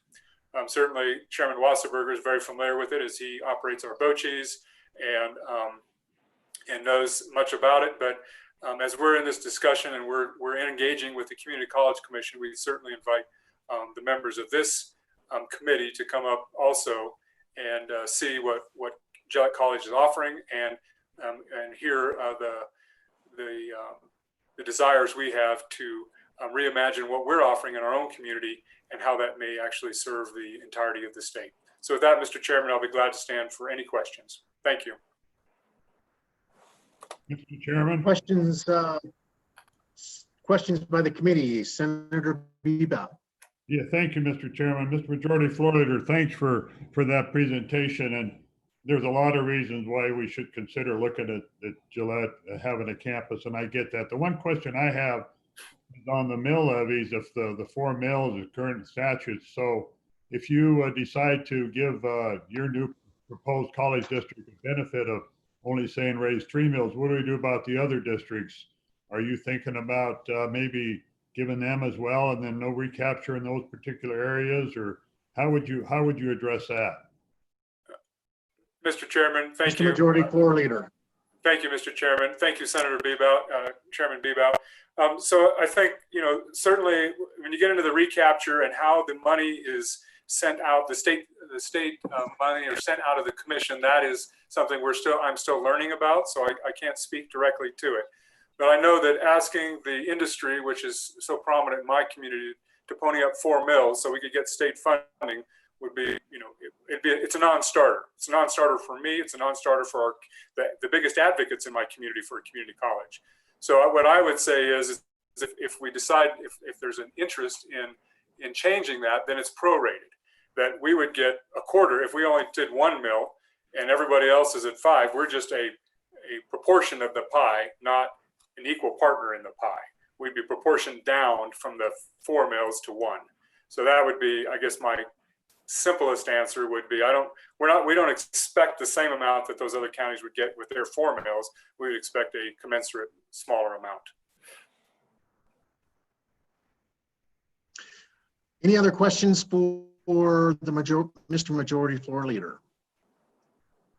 And I guess I have one at this time. Would Mr. Majority Floor Leader, what about another tax? What about, say, a sales tax as an option for Gillette College? Would that work for you? Thank you, Mr. Chairman. So I think that we can get to what we know, what we believe in is that there's a number out there that makes sense. If we go with what we believe, where our community would be comfortable with is the 1/3, 1/3, 1/3 type of an approach. And if a sales tax were available to this district and was available, it currently is not in the statute, so it's not available. If we went with a joint powers board or a different kind of special district, or just added that to the statute, I think that would be plausible for our community to consider. So yes, I think all things could be on the table. The mill levy, just knowing that 4 mills is unnecessary for our community. However, if we go with 2 mills and we don't ask for any state money, then I guess we don't dilute the pie that others have been participating in. Okay, further questions? Representative Freeman. I am choosing to keep my mouth shut, so move on. Well, John, I love you for keeping your mouth shut. Okay, let's move on. Is there any other comments by the committee? Questions? Okay, I think we are to. Thank you, Mr. Chairman. Thank you, Mr. Majority Floor Leader, and I wish you a safe flight home, and watch out for those characters on the plane. Those Wasserburgers will talk you into anything. Yes, sir. Thank you. Thank you, committee. Okay, I think we are to 3 o'clock with the optimal and sustainable districts and programming, the programming section with, gosh, Dr. Caldwell, it's you again.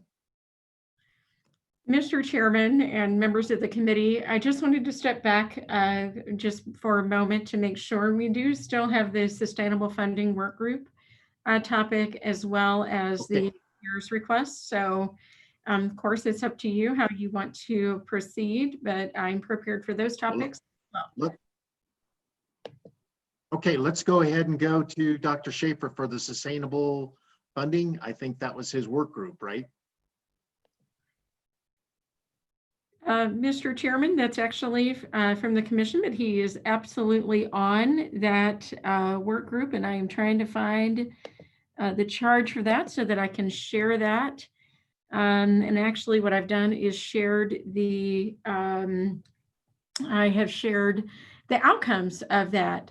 What you as a committee do have as part of your attachments is a charge statement that was put together at request by the commission in consultation with the colleges at the request of the Joint Appropriations Committee to the Community College Commission, in particular to Chairman Freeze and to Vice Chairman Dooley. That attachment is there for you. We were tasked to move very quickly and to establish this work group and begin to look at how we could help address this this challenge around the community colleges and the funding. We did meet in February as the commission established this charge statement, put together the Sustainable Funding Work Group, in which you have Dr. Schaefer and Dr. Tyndall are on that. We also have Commission Chairman Dr. Freeze and Commissioner Greg Blickery from Campbell County. And then we also have two trustees. We have Trustee Judith Bartman from Eastern Wyoming College. And then we also have Trustee Steve Degenfelder from Casper College. So we have a good cross-section across the different perspectives that it takes for the colleges. The task force did put together specific tasks related to what we were asked to do. And that included coming up with 3 or 4 recommendations to provide to the legislature. And since the development or creation of the select committee, we would be able to provide that to you for your consideration. The committee the work group did meet on June 3rd formally, and we are actually set to meet again on August 27th. And I want to share this outcome. This is a very high-level summary of what occurred in that meeting. We did have WICHE, Dr. Demarie Michaelau, and then Dr. David Tanberg from SHIO are actually facilitating the work group so that it does remain with entities that understand the landscape of post-secondary education nationwide and have the level of expertise and to facilitate this, and then also to have a neutral voice and understanding the items before us. A few things came out of that meeting on June 3rd. And that agenda, by the way, is public, and the comparative analysis of governance structures across all 50 states is linked to that agenda. And we went over that one actually in detail. We did come up with some guiding principles for the work group out of that meeting, and that is the community colleges and higher ed must provide a return on investment. They must increase post-secondary educational attainment, and because that is a state priority. We must consider and incorporate external cost adjustments and inflationary pressures, because that's part of what led us to this, is there's not a mechanism for that. And we got the informal guidance opinion from the Attorney General that we don't have a mechanism to even do that in our exception request other than make that request to the governor, and that we must be responsive and efficient to the state's needs for post-secondary education. At that meeting, we did establish 4 subcommittees, and they have been at work. One of those is common language. We've recognized that sometimes we talk in different terminologies depending on where we are in the state and what discussion we're having. And I believe that Dr. Tyndall is a part of that one. We have states needs, which is very much tied to what's in statute, very much tied to the priorities that you as the legislature have established, and then the statewide college system strategic plan and the educational attainment executive council, and the charge that we have to be accountable for that. Dr. Schaefer is a member of that subcommittee, and he knows I sent him out big homework last night. And then funding strategies. This is one where Larry Buckles is the chairman of that, along with David Tanberg from SHIO, who has, he's really one of the foremost experts in the country on post-secondary funding. And they will need to come out with the 3 or 4 recommendations and many of the things that you've been talking about today. And then foundational efforts. I think you heard a great deal of that, including the white paper from Mr. Swank that provided you that detail. So the committee meets again the 27th of this month in advance of the commission workshop and special meeting. And we'll have reports on the foundational needs and the common language. We will spend a great deal of time on the state needs and discussing that, as well as the funding strategies. The intent from our facilitators from WICHE and SHIO is that the next steps will be to further refine the state's needs, and then to make sure when we come to our October meeting that there is a direction on how the subcommittee will begin to frame funding recommendations. Okay, any questions for Dr. Caldwell?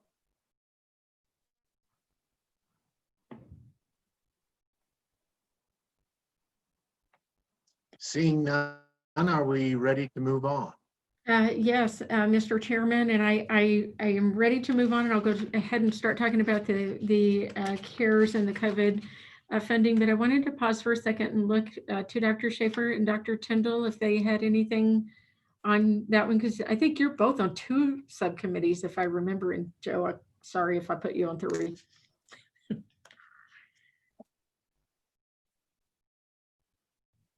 Okay. Dr. Tyndall?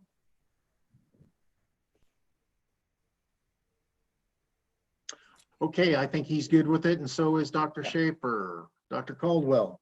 Okay, I do want to share that we working and recognize the challenges around the state responding to COVID-19. In the spring semester, I will tell you, and then as we got into the summer, we did hold the colleges harmless based on the guidance from the U.S. Department of Education on the conversion of their courses from face-to-face to fully online. We were able to issue that to them, and I'm very pleased that we were able to do that. We did in the June meeting discuss a pretty strong, comprehensive set of requests that I will tell you have evolved and changed over time. And I'm going to try to share that as well.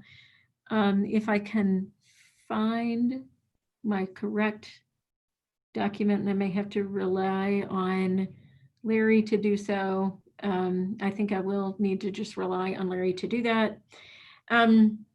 We put in around 50, just for everyone to know, the colleges did receive direct funding from the CARES Act called the Higher Education Emergency Relief Funding. You have that information, I believe, in front of you.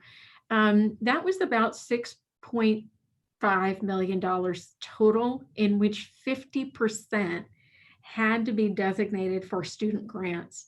So across the 7 colleges, they only were permitted about just over $3.2 million to mitigate the responses to COVID-19 just for the spring semester. So I want to really highlight that, because I think that didn't even cover the cost for reimbursement for housing and the balance of room and board for their students. It put them in quite a challenge. Through the process, we then submitted on behalf of the community colleges. I think Larry's going to provide that. The request, there they are, community college request, that's the CC numbers you see on the lower half. We also, on behalf of the Educational Attainment Executive Council, submitted a grant, two grant requests for adult learners, as well as understanding the economic impact to the state of Wyoming. And then in terms of the commission itself, we put in 4 requests to mitigate those impacts. So I'm going to just, if I may, turn this over to Larry, because this has actually been a moving target. You may be very well aware that the adult grant was funded at $7.5 million. And the reason why is what we put in was a full year, and that was not deemed permissible for the U.S. Treasury guidance. So that $7.5 million was released, and we have started moving that. And then you will see later on under the colleges, we did one for the loss enrollment, but that was handled through the Wyoming college grant, CARES grant request that was both the community colleges and the university. And so we're hoping to see a big impact on that. And with that, if I may, I'll turn it over to Mr. Buckles. Mr. Buckles. Thank you, Mr. Chairman. I realize this paper that you have now on your screen is pretty busy. There's a lot of information there that we had to kind of compact onto one page so that it was easier to present, but it does show you exactly what it was the commission, which is under the heading WCCC, submitted in CARES Act requests. And I'll just note, none of those requests have been specifically acted on or approved by the governor's office. The Educational Attainment Council, which is the one that she's already explained, where we received $7.5 million of the $15 million to handle adult grant tuition assistance to displaced adult learners between the ages of 25 and 64 who can show that they have become unemployed or underemployed as a result of the health emergency. This program is being administered by the Commission for both the University of Wyoming, the community colleges, and the private institutions that are eligible across the state of Wyoming. For instance, WyoTech. Their students are eligible to apply for grants under this program as well. The next block of requests, that long list of 15, were all submitted on behalf of the community colleges through a process by which we, as mostly the business officers at the colleges and myself, put together a list by categories, question numbers of how were you impacted for this specific event. And we submitted our requests a little bit different than the way the university did, in that we did 15 line item requests, whereas the university did a single block request. But we did it, and as a result, things have fallen through. Our initial understanding was that we could ask for revenue replacement, right? We're going to lose revenue on, or I should say, the colleges lost revenue in the spring semester when they had to shut down their campus and basically evict the students, and they had to refund the difference from the day they closed the campus to the end of the semester for food programs, for their housing program. All that money had to be refunded. So we asked for that to be replaced. It turns out that in accordance with the Treasury guidance, that's not allowed. So you will see, for instance, community college number 6, that was a total replace lost revenue request, and it's got an X in it. And in the legend I show where an X means that has been denied. So those requests that have an X underneath the column for approved by the governor or approved by the AG, they're out of play, shall we say. We have been fortunate, though, in that the governor's office has approved funding for the actual expenses that were incurred by the colleges to transition all of their coursework to a virtual format. That's been funded. It's been funded in 2 different ways. It was funded in the expenses the colleges really experienced, and then also I'm sorry, I had myself blackened out there. Also, so we put in a request to claim as a reimbursement for the expenses that they had. And then we put in a request for anticipated expenses on what it takes to continue to modernize their infrastructure to be able to do this with an unknown as to what's going to happen in the fall semester. And although the plans are to continue face-to-face, any type of a resurgence or reoccurrence of the health emergency through the fall semester could cause us to fall back. And I think UW has responded to that a little bit already by delaying students coming onto campus. So we have gotten $10.5 million to cover the expenses that were incurred when the pandemic happened and it caused everybody to shut down. Yesterday afternoon, I got word that this $9.7 million, which is to continue to modernize the facilities, continue to be able to facilitate faculty and student interaction in a remote learning environment, continue to improve their infrastructure, continue to provide broadband access and internet access and those types of things on our campuses. That one has been approved. So that's another $9.7 million that is heading the college's way. Then we did a specific question on what is the cost to reopen? What's it going to take to buy the PPE that you need? What's it going to take to install touchless paper towel dispensers, touchless hand sanitizer dispensers, plexiglass barriers around face-to-face points of interaction between students and staff? That one's been allowed and that one's been distributed to the colleges. And then the last one that is a direct distribution to the colleges is number 15, which is child care centers. There was a specific provision within the CARES Act and guidance from the U.S. Treasury that allows child care providers, child care businesses to apply for money to continue to pay their staff, even though there was no children to provide for because of shutting down the businesses. And the colleges that had child care centers qualified under that provision, and we made a request for them, and that one has been approved, although I have not received the authority to disperse that out to the colleges yet, but that's all been done. So the colleges have gotten, say, about $25.5 million in direct distributions from the CARES Act money. The other one that the governor announced just this past Friday, a week ago today, is the CARES Wyoming College Grant Program. That one is, that $25 million is the equivalent of what UW got, $25 million. Although we're spreading it a little bit thinner because, again, we are allowing the private institutions, WyoTech, to be able to apply for this kind of money for their students to provide what is the equivalent of room and board.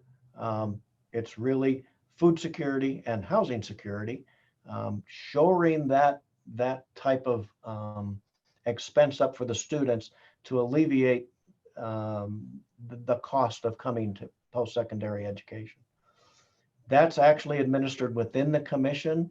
We're not giving that out in block grants. We're not giving that out in allocation amounts. We're just telling the colleges, grant it to the students that you have that are eligible, provide updates to us a couple times a week so that we can keep track of the ceiling and making sure that we don't surpass grants up to the amount that we've been allocated by the governor's office. And then lastly, there is a request through what is called the GERF, or the Governor's Emergency Education Relief Fund.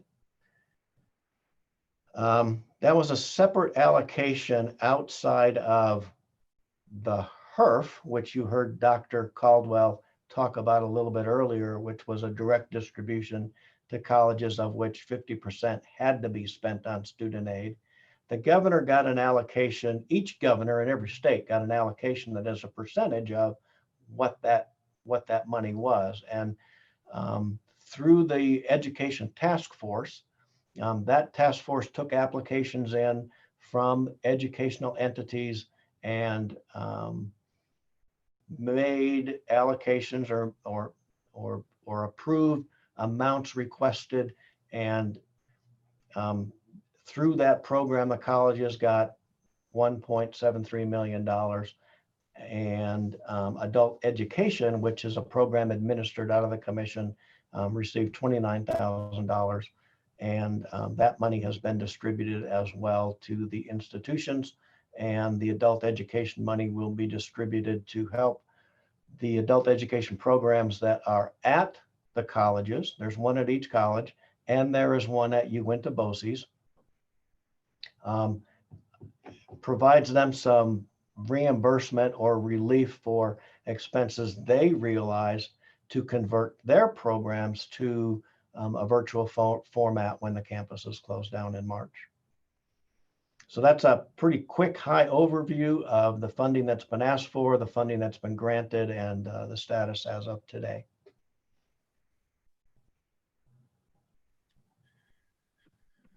Any questions by the members of the committee?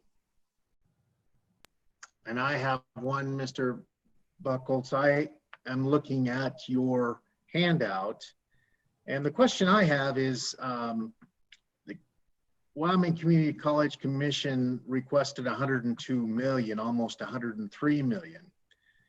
And then the governor approved 59 million and the AG approved 49 million. What's the difference between the AG approval and the governor's approval? Mr. Chairman, good question. I'll refer you back up to Community College number 4. At the time I put this slide together, the governor's office had approved the $9.7 million request for that priority number. The Attorney General had not yet approved that request, so that's that $10 million discrepancy between those two numbers.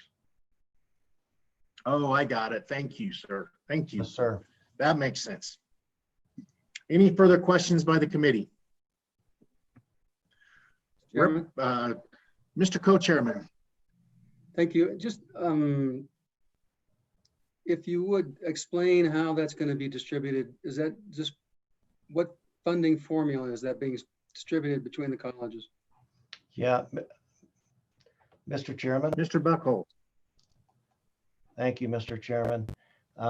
Let me share with you a sample of how each question, if you will, each question is a priority number, how that was done. And let's see.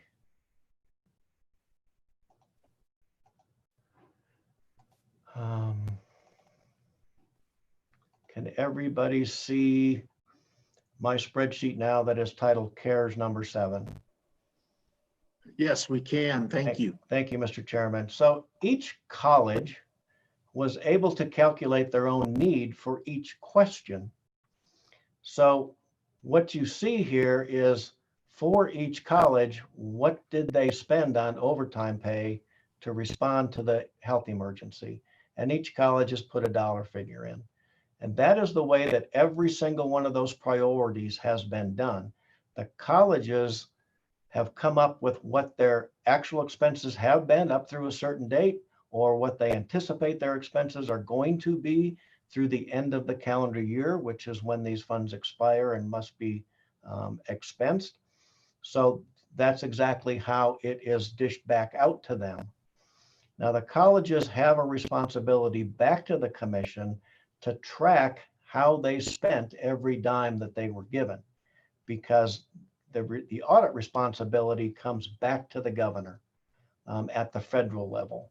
So we will gather that information as the colleges spend this money.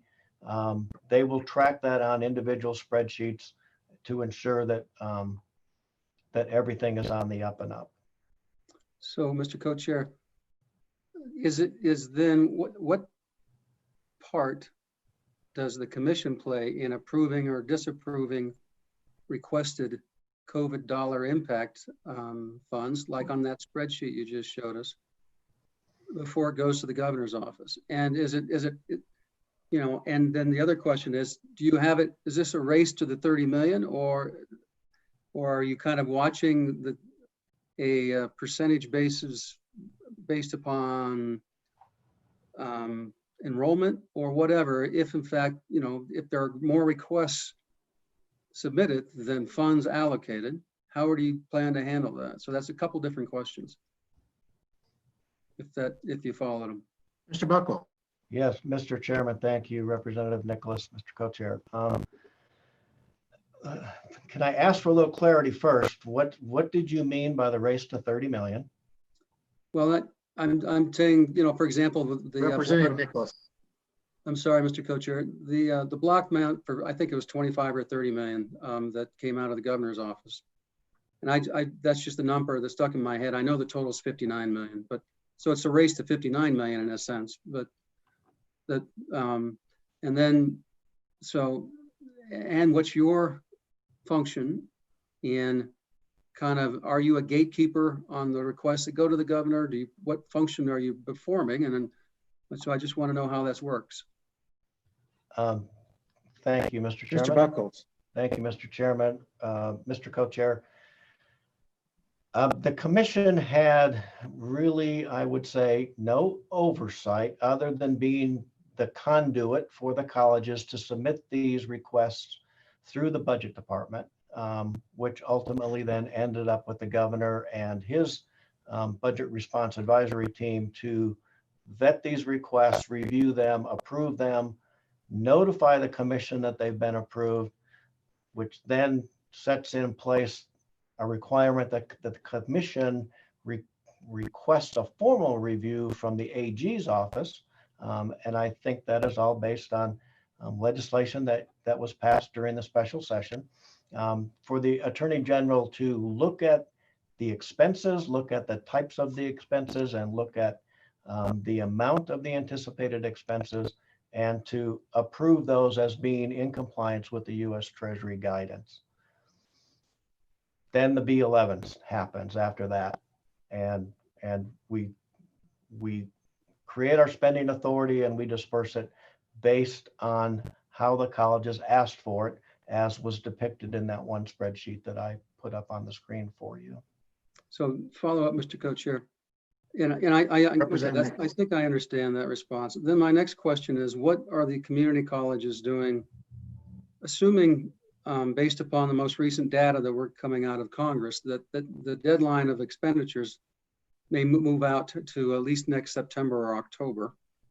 And there will be the opportunity to use some of those COVID dollars for reimbursement of funds, which currently we haven't been able to use that. So are the community colleges and the presidents taking that into consideration in terms of how they're allocating their dollars as they get it, to make sure that it's being used in the most efficient and most practical way possible, if we have a mechanism for extending use of those funds through next September or October, and use part of those funds for budgetary shortfalls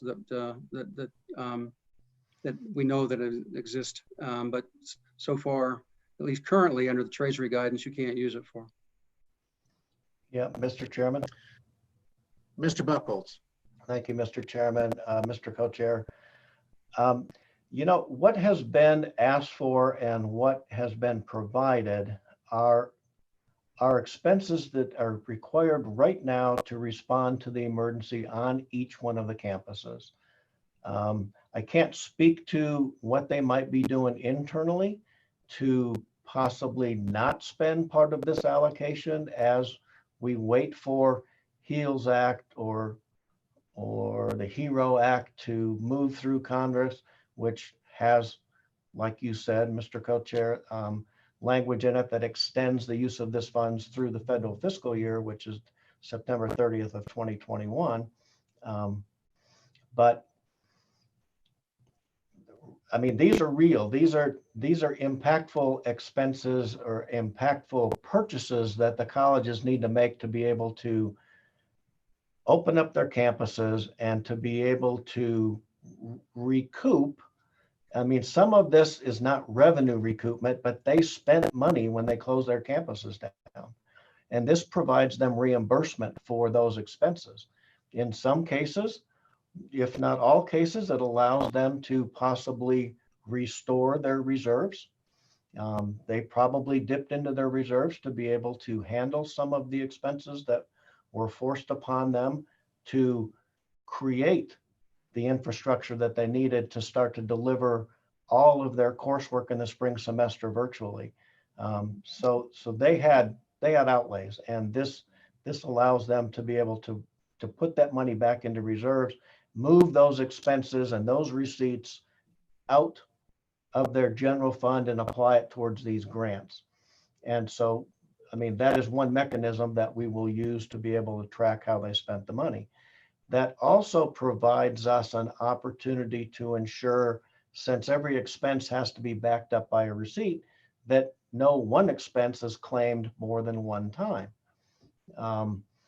That is a precaution that we've been very cognizant of, and that we are doing everything we can to prevent, to track, to make sure that there is no double dipping, if you will, into these grant buckets. Okay, Senator Landon. Mr. Chairman, thanks. Larry, I noticed on the graph that you just showed us, it looks as though one college, which happens to be in my district, either did not file a report or didn't have any expenses related to the COVID disaster over the last 3 or 4 months.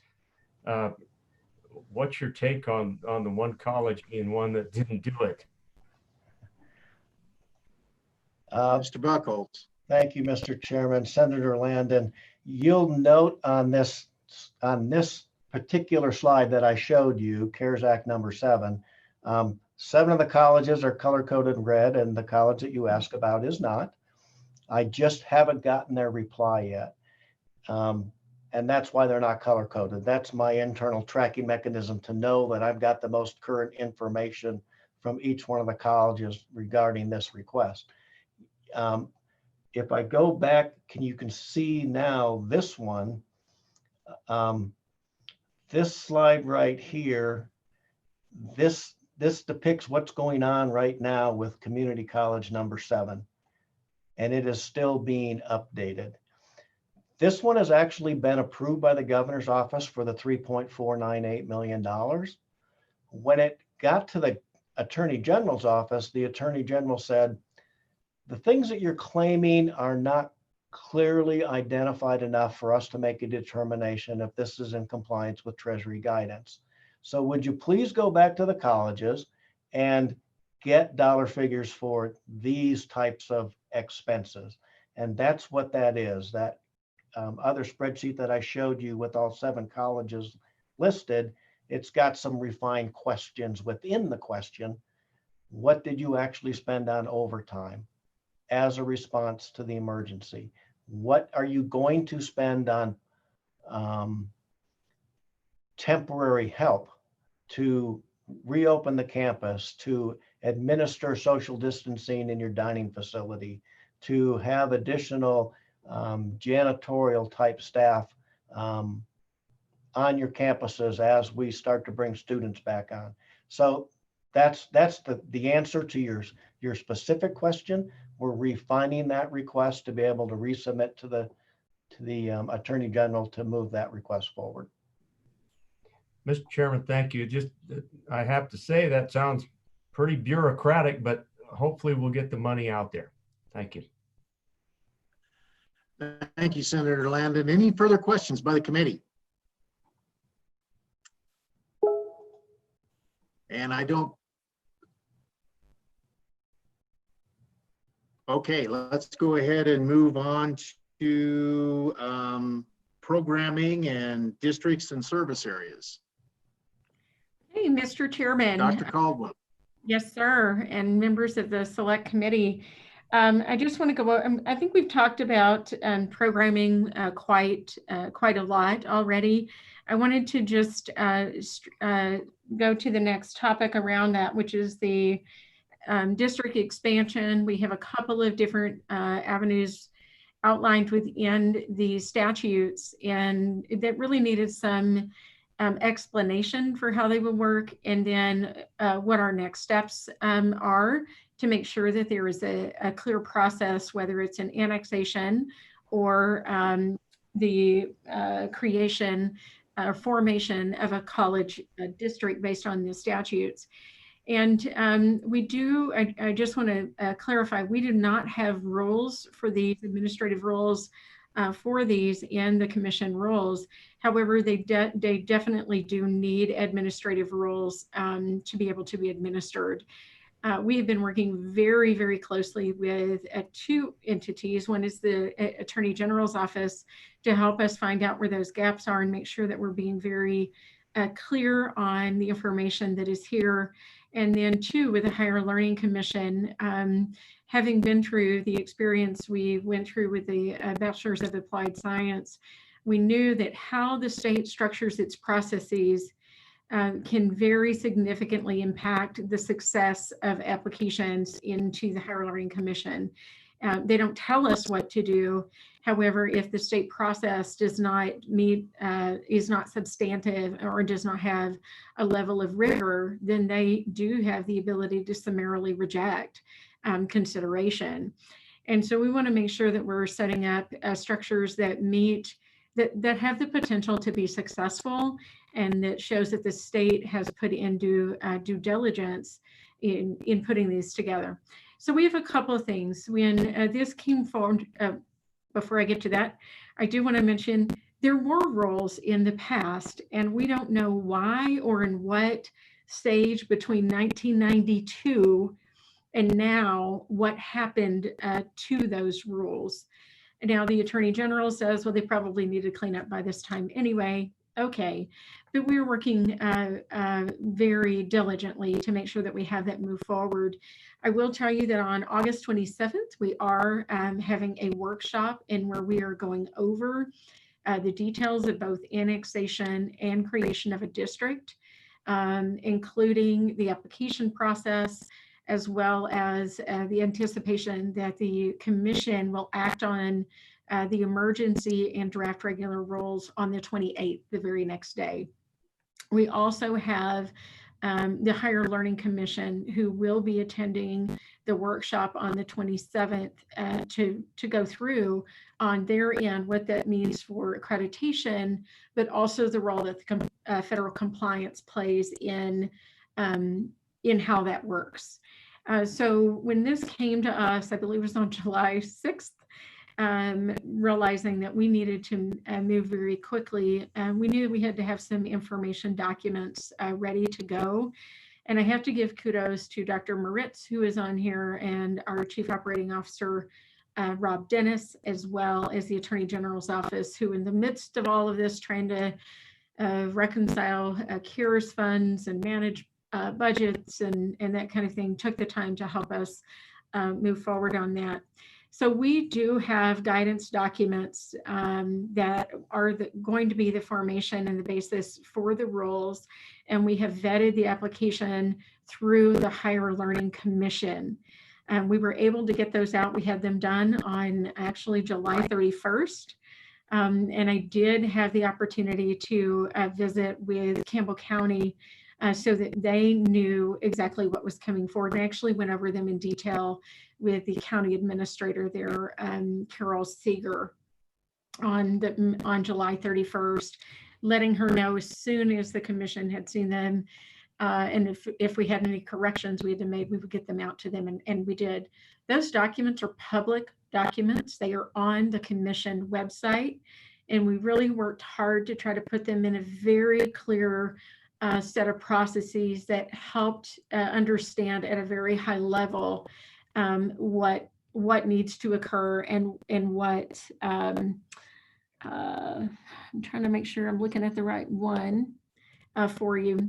So I want to start with, if I may, with district annexation, because there are the two provisions in the statute. One is annexation, and then one is creation of a district. Regardless of whether or not a college comes forward, it is incumbent upon us to make sure that we have the processes ready on behalf of the state, so that we can move forward and consideration can be done should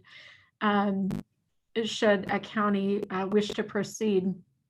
So what we did, and I use, again, we loosely, as there were many talented people who worked on these. We laid out an overview where the statutory provisions are, what annexation means, and that is the ability for another county to enter into a taxing district and to enlarge, in essence, the taxing district.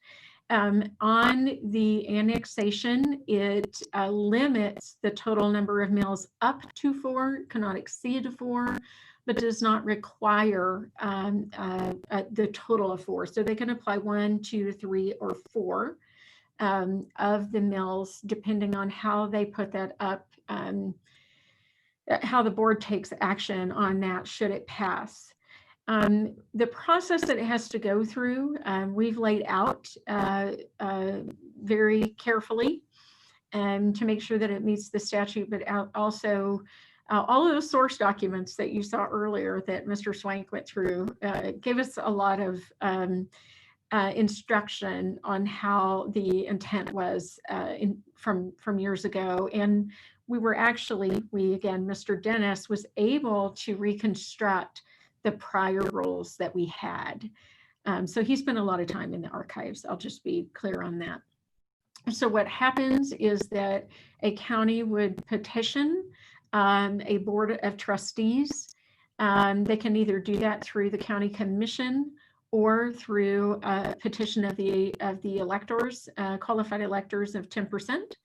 The board then of that college district, then it is up for them to say yes or no. They have to make a decision on that. And if they do, then it comes to the commission. And that's important because of the entire budget process. And I think we've gone through the whole funding and how that factors into it. And then if the commission approves that, then what happens is the county then holds an election to see if that in fact is the will of the county and the voters of the county to do that. One thing to note is if annexation does occur, and you heard the majority floor leader, Representative Barlow, share that the way the boards are then structured is proportional to the county, to the population of the county. So I'll use an example because this one is on my brain. If that was to happen at Northern Wyoming Community College District and Campbell County were to come in, because they have a larger population of the county, if that was to occur, they would be a majority of the board at 4-3 through that process. So that is one of the avenues for currently enlarging a district and providing for annexation of a county, and then how representation occurs. A question I did get, and I think this is important to share, is if a county is only annexed up to the determination of the board, 1, 2, or 3, or 4 mills, can the representation of the board be proportional to, if it's 1 mill, 25%, 2 mills, 50%? And the answer, we did seek guidance on that. The answer is no, because it mixes governance and tax policy. So that would be something that would, something you might want to consider in the future. I don't know the answer to that, but I know that we asked, and we cannot put that in administrative rule. For example, it is proportional to the county population, regardless of if it's 1, 2, 3, or 4 mills. So I will take a breath. And then I can proceed on to the much more in-depth process, because it does take into consideration accreditation and a college and the aspects around federal compliance, Title IV eligibility that comes with a full college. So I will pause for just a moment, catch my breath, and if there are any questions on the annexation before I move on to the more in-depth process around creation of a new college district. Mr. Questions Chair. by the committee? Dr. Teinville. Thank you, Mr. Chair. So I wanted to comment on the annexation and not so much really on the new creation. And so what Dr. Caldwell mentioned was that the commission rules can't mix up, make part of the rules that, if a county is annexed, but it's only for, $500,000 or something like that, then the representation would be less. This is a situation which is very relevant to Central Wyoming College. And I don't want to say too much because conversations are discreet in this matter, but I'll just say it, is that we want to serve Teton County as much as we can. And so currently, we take our responsibility in statute to serve all our counties in our service area as much as possible. And currently we lose about $300,000, $400,000 a year on that operation. So we're thinking, okay, the folks we've been talking to at Teton County say, this isn't right. What can we do? Let's work together and let's figure something out. And one of the solutions is if we could just have more efficiencies. And so you all know probably that we've been trying to get some land and a building up there, and that would basically triple our enrollments, and all of a sudden we could break even. According to our analysis, a larger facility would mean instead of having 7 nursing students with 1 teacher in a conference room, we could have a full classroom. So one of the strategies. The other strategy is a revenue strategy through annexation. And so through annexation, we're thinking, okay, so for Teton County, you would basically have a small little operation, a couple acres with a little building on it. And that is small compared to what we have down in Fremont County with a 127-acre farm and several, over 100 acres of a beautiful campus and all this infrastructure for the main campuses and all the staffing and overhead, as you can imagine. And so in terms of, taking care of business affordably, efficiently in Teton County, we're thinking, well, let's have some discreet conversations with people, see what they think. And we're at that stage, and I probably opened up a can of worms and there'll be a front page story. But to help this process, I'm just going to give this very important example, is what we would want is, to right size the operation to fulfill the need of Teton County, which would be kind of a couple acres, very small building. In terms of the percentage of our operation, relatively small. And then we calculate, well, gee, how many Teton County mills would we need? Probably less than a mill. A mill up there goes a long way, as we all know. And so it'd be something less than a mill. And then we'd say, well, okay, currently by annexation statute, it's all by population. I go, wait a second, this doesn't make sense. We'll have a tiny little operation up there, postage stamp little property, little building on it for the operation to meet their needs. And we're saying they get proportional population, several seats on the board for a small operation. And so one of the things I'm exploring and just discreetly talking and interested definitely in statute being changed that would make sense for us, Central Wyoming College, would be that the seat representation would be a combination of population and scope of operation. And obviously, if you're going to have a mobile home, or let's just say on a little piece of land somewhere, it doesn't warrant, the same population representation on your board. So it's something that I think people say, oh, that makes sense. Let's change that. So that's basically where we are, is we're trying to, in an ideal world, I think annexation would probably work. Although I don't like the word, because one county annexing another doesn't sound right. It's like annexing. What we're doing is we're collaborating, right, together. So I wish there was a better word for annexation. But basically, for us, if the statute were changed so that board representation were based on scope of operation, and maybe populations use some sort of formula, that would be important. And so those are just some thoughts. I feel like the annexation in general kind of works, but I think it needs to be tweaked, in my opinion. Thank you, Mr. Chair. Any other questions by the committee?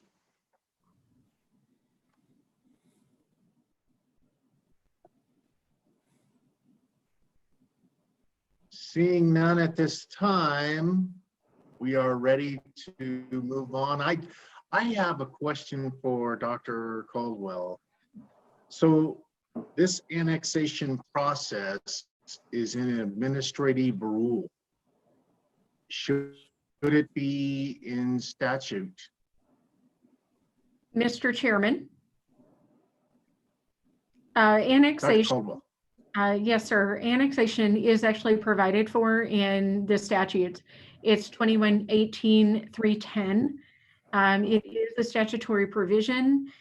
What we need to add in rules is a little bit of the processes, the administrative parts of it, the detail that needs to go in it. The component of annexation will not be lengthy in terms of the rules that we'll be presenting to the commission later on this month, but it is actually provided for in statute. Okay, thank you. Sure. Are we ready to move on? Yes, sir. We are two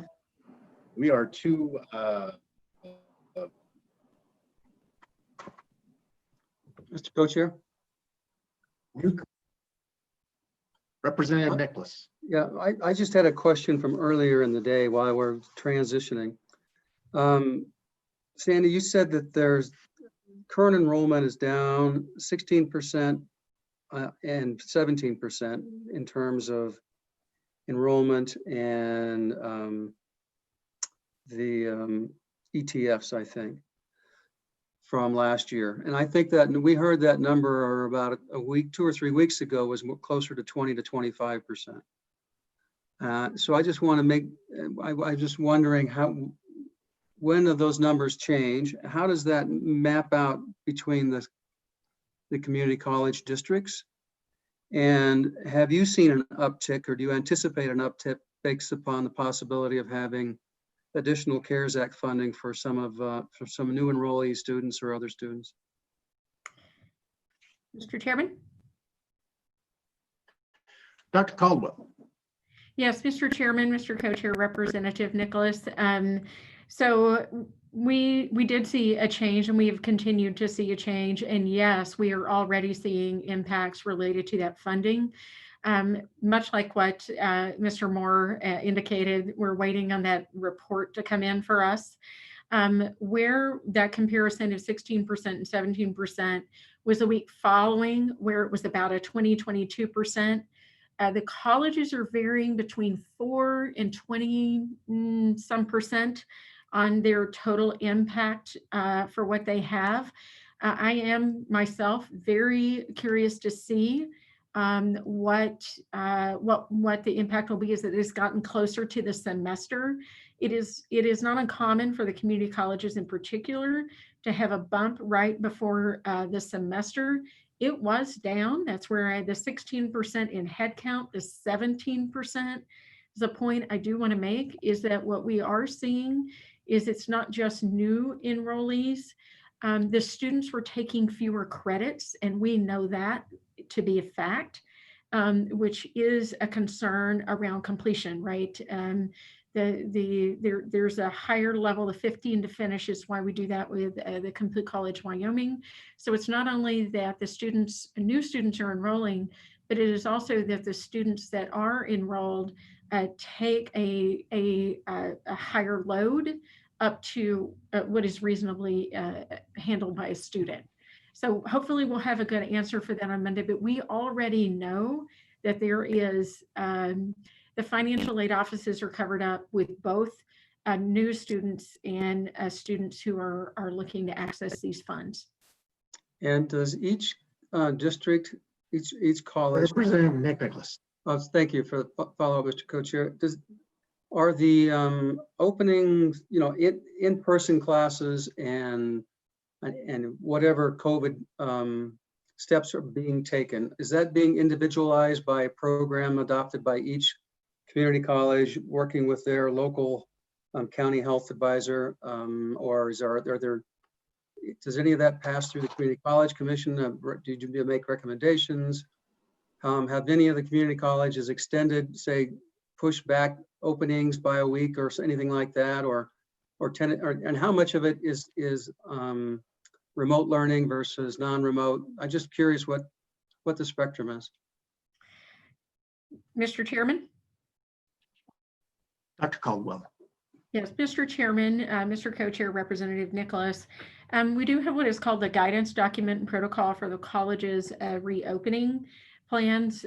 We actually worked on that in end of May and June. COVID days have kind of made everything blur together. And we actually had that on our commission meeting in June. And it lays out kind of the process for the colleges to take in developing their reopening plans. And we formatted that based on the Reopening of America guidelines from the Trump administration, and also from the CDC and the US Department of Education.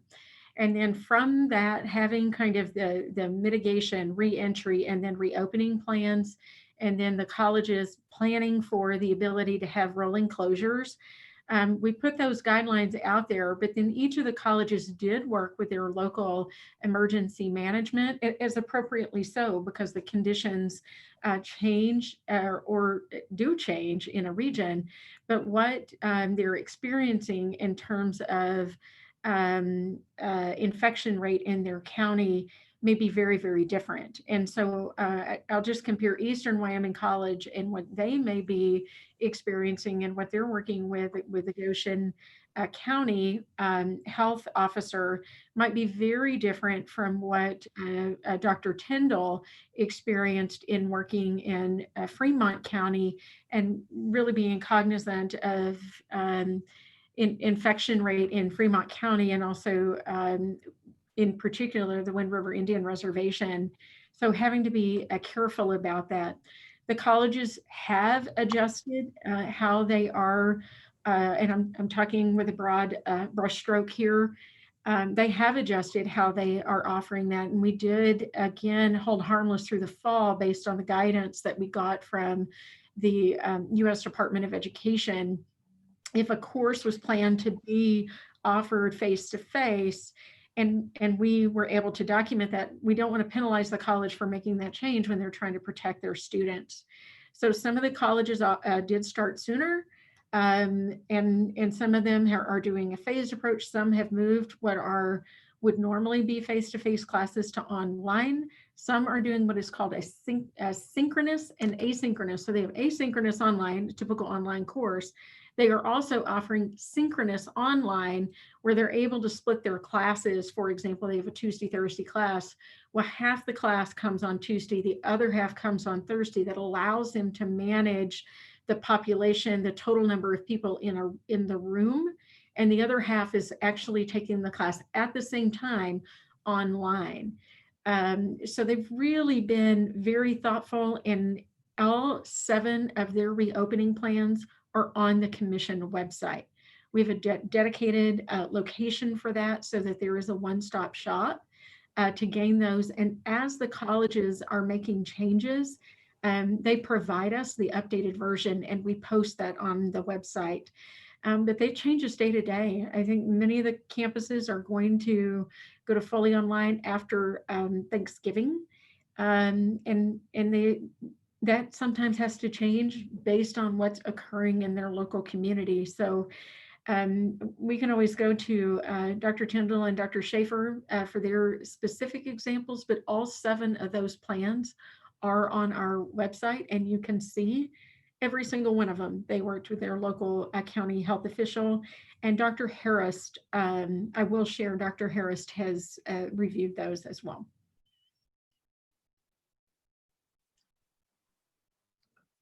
Further questions by the committee? Okay, I think we are getting to our last item finally, because it is Friday and it is getting late and we have worked our staff pretty hard. So Dr. Caldwell, would you take us through the new college district process description? Yes, sir. Mr. Chairman and members of the Select Committee, what you see in terms of the creation of a new district is provided for in a statute. And we have gone back and recreated the historical information around the intent and how this had functioned in the past. And then we also worked very closely with the Higher Learning Commission to make sure that as we are putting this information together, we're doing so accurately and appropriately and can reflect what those stages are.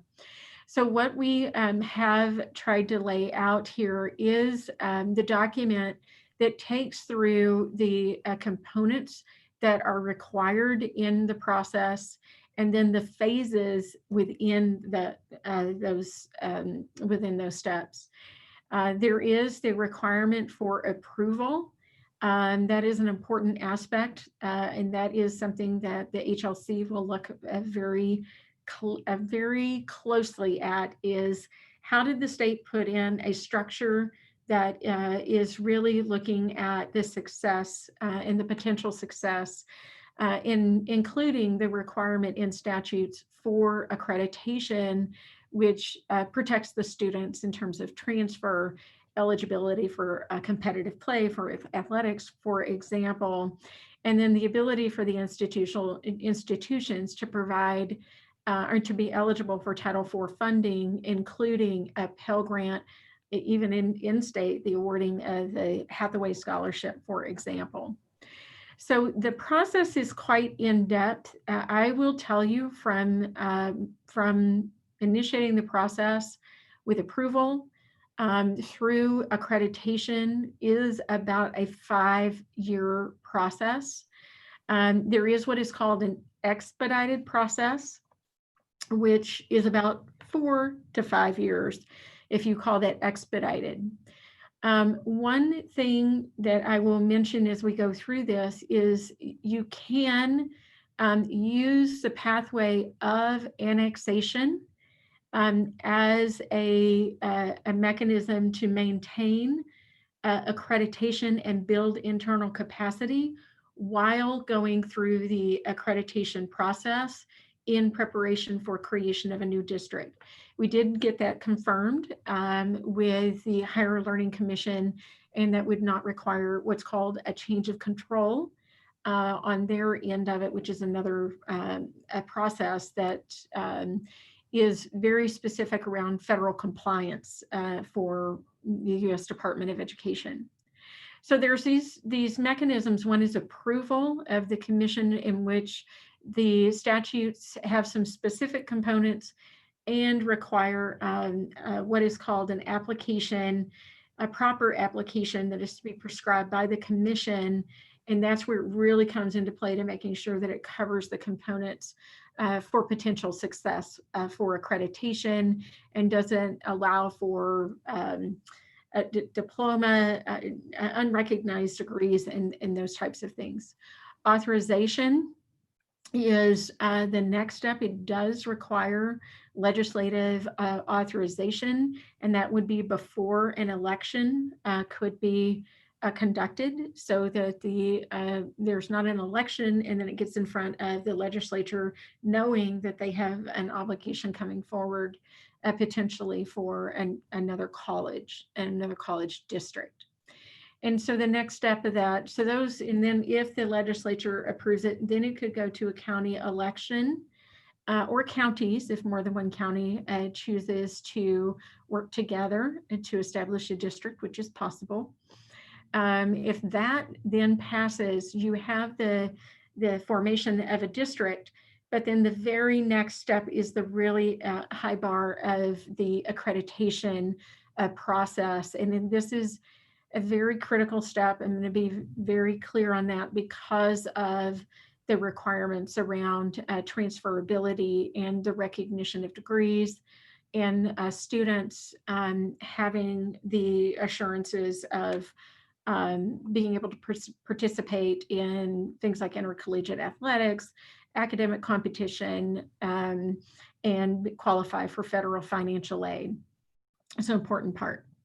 So what we've done then is really tried to lay out what each of these steps are. And I know it is late in the day, so I'm going to be cautious of how of really going through each one of these, because I think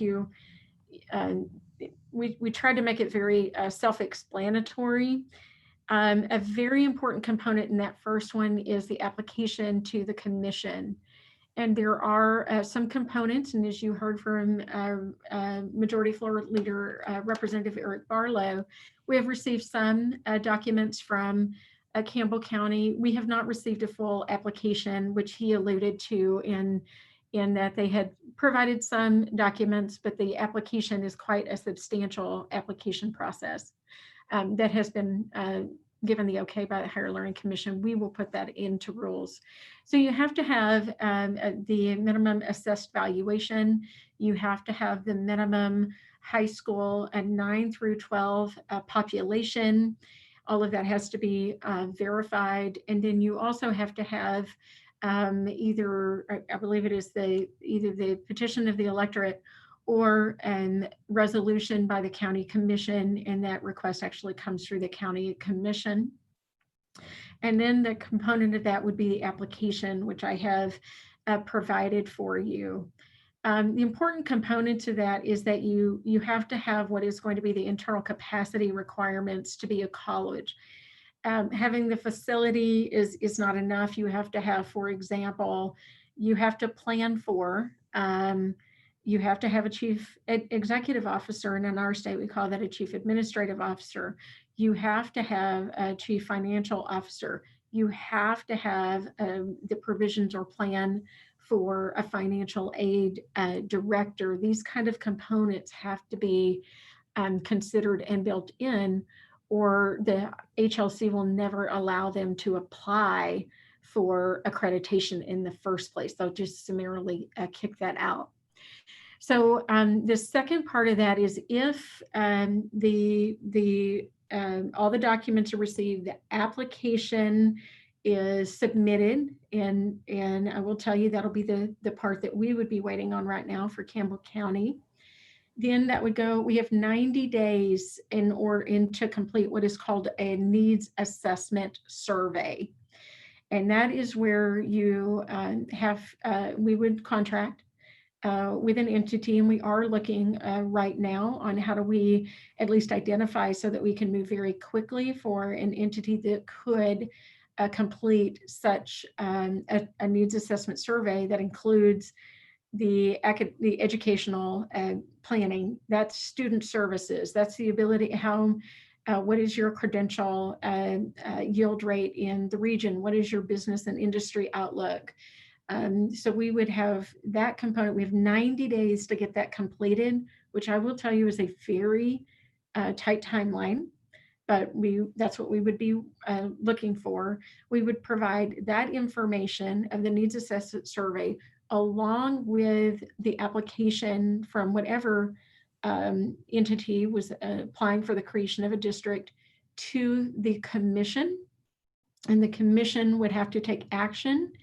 If the commission approves that, then we would then submit that to the LSO for legislative consideration at whenever the legislature would choose to take that up. If the legislature approves that, then it could go for an election to the county voters. And if the county voters do move forward on that, then the 4 mills, it still does not allow for any other state. It doesn't allow for state aid because you have to be an accredited institution. At that point, then they would really need to be working on the accreditation requirement. And the eligibility is about a 2-year process. we would have to be working on the enterprise system, which is the computing system for any entity that was looking to do that, because that is a cost within the commission budget as well, and be preparing for that. Eligibility takes some time. You actually have to do a pre-application for eligibility if you're granted eligibility. And during that time, by the way, if there are students, they are not, it's not an accredited institution, so those credits cannot be transferred. They can, during that time, they can contract with an accredited college to enter into those agreements to do that. So that is something that Representative Barlow mentioned, and we actually have that in the application to make sure that if they want to move forward, is there a plan to manage that in between so that students are not left in the lurch, or how is that going to be handled so that it's taken care of? And that will be a very important consideration to the Higher Learning Commission. And then the third phase of that is candidacy. They cannot acknowledge that they are working with the Higher Learning Commission until they reach candidacy. And that's a period of time that can work through the federal compliance components and making sure that they're set up to meet I don't want to call it a laundry list, but the presidents on here know it's quite a list of requirements to make sure that you're meeting the federal compliance. And so the total timeline is 4 years at the shortest, probably 6 or even 7 years at the longest, probably about 5 years to actually make that happen. And one thing that we added here, again, Dr. Moritz, this came out of his brain, put together really a time frame and what those costs are, at least right now, the best we can project in moving forward with this. I want to be clear that the cost listed is not what the total cost would be. For example, in the application, before they can even move forward with accreditation, you have to have a college president. How are you going to pay that college president, for example? You have to have a financial aid director. How are you going to pay for that? What is listed here are really more around the direct outlay of the accreditation process itself, not what it's going to take for the fixed costs alone, as we've talked a lot about fixed and variable costs of an institution to operate while it's going through this process. So that's a very short snapshot of a very long process. What we do have provided for you is it's the application. I will tell you that this is a modification from the 1992 application that Rob Dennis was able to reconstruct with the added required components for accreditation that we know if is not included, then an institution would not be granted the ability to seek eligibility in the first place. And we did work with the Higher Learning Commission to ensure that this would meet. It would not create a barrier to an institution successfully applying for eligibility. Now, whether or not that would be granted and whether or not their application is good is another question, but it is substantive and of adequate rigor that the state took the process seriously, is how they worded it. So it is comprehensive. You'll see that we have broken it down into sections, preliminary considerations, how will you address accreditation, as that's in this region. We actually put the other components that had to be there. What will you manage in educational programming, student support? We do have in here, are you going to be contracting with another institution? Has to be accredited, recognized by the state. in order to do that. Those are listed in here. It talks about workforce training, economic development, academic transfer, and all of those components around facilities, physical resources, ownership, if there is an existing campus. And then we, in terms of the financial resources, we added in the Wyoming unique components around assessed valuation and those components. So it is a quite long application, but we are talking about a comprehensive college, and one that would serve potentially the state very well in the long term. So with that, Mr. Chairman, this information is public, and these will be up for consideration for along with the rules that will go with this for the commission on August the 28th. Okay, any questions by the committee? And I guess Representative Walters, welcome. Thank you, Mr. Chairman. Maybe this was covered, but I might have lost it. Can a college go through basically a concurrent track where they are an annexed college while they are becoming an accredited college, so that the process could be expedited to accreditation and make sure the students receive that degree from an accredited college in a quicker fashion than the 6 to 8 years described in the creation of a new district? If they were to do that kind of a parallel track of annexing and creating a new one at the same time, would that work? Mr. Chairman? Dr. Caldwell. Yes, Mr. Chairman, Representative Walters, yes. Actually, that is a mechanism that can be used. The way that the state statutes are written, that they would have to have that next election on that 4th year, but it would give them 4 years to do that. I will share with you that that is not an uncommon structure for creation of a new college and a new college district across all 7 of the regional accrediting institutions, and it is recognized as a reasonable mechanism so that capacity can be built incrementally and that students still have a curriculum.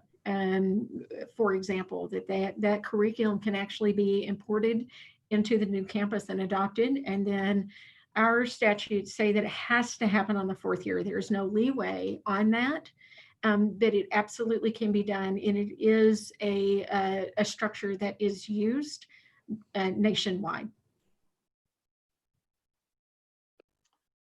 Thank you. Okay, thank you for that answer. And I have a question. I know that Gillette College has the 100 million assessed valuation. It has the population of students.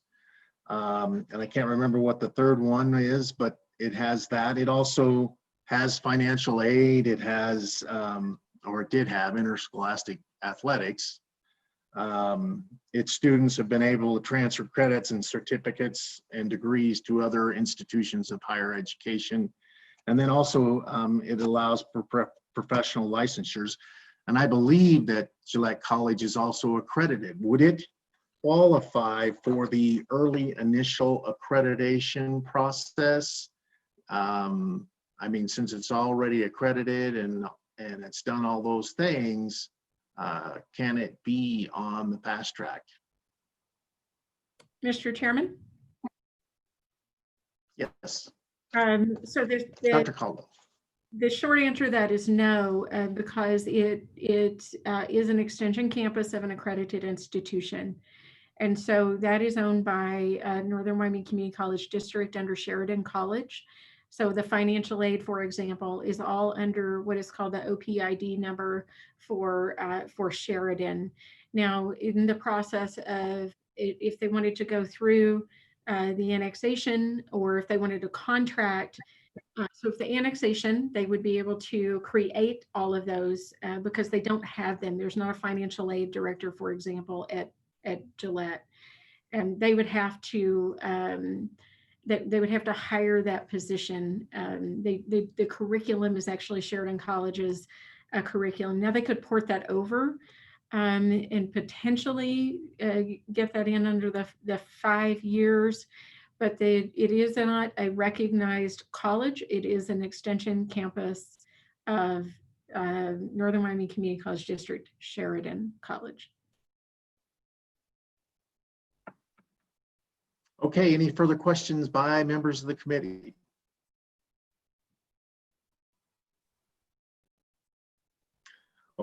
Okay. Dr. Caldwell, are you finished with your presentation? Yes, sir. I've said a lot today. Are you tired? Yes, sir. Okay, we are to the end of the day, and we are to committee directives for the next meeting. And I've been trying to keep a list of the things that people were interested in. One of the things that I have is I had a sense that the committee wanted to look at and think about and examine how we build community college buildings, and if there is a revenue stream to that. Also, the next thing I have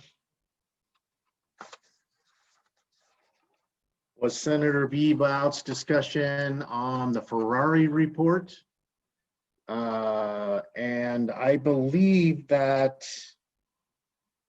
the legislature is a member of the Education Commission of the States, and they have just done a study on whether or not, or different governance structures for community or higher education, but also the amount of money that the state is responsible for, that the student is responsible for, and then the local government is responsible for. And maybe we should have ECS come and present that. And both also Witchy and Shio presented. Maybe the next meeting we should look at that. Also,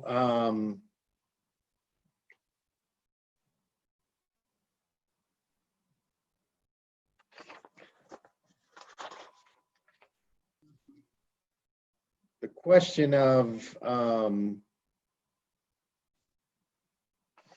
how we would address revenue, different types of revenue, whether or not formulas is appropriate at this time, and whether or not we should look at maybe more local options in revenue funding. I also had a sense that we wanted to look at more dual and concurrent enrollment and how that process works, and dig a little bit deeper into that. And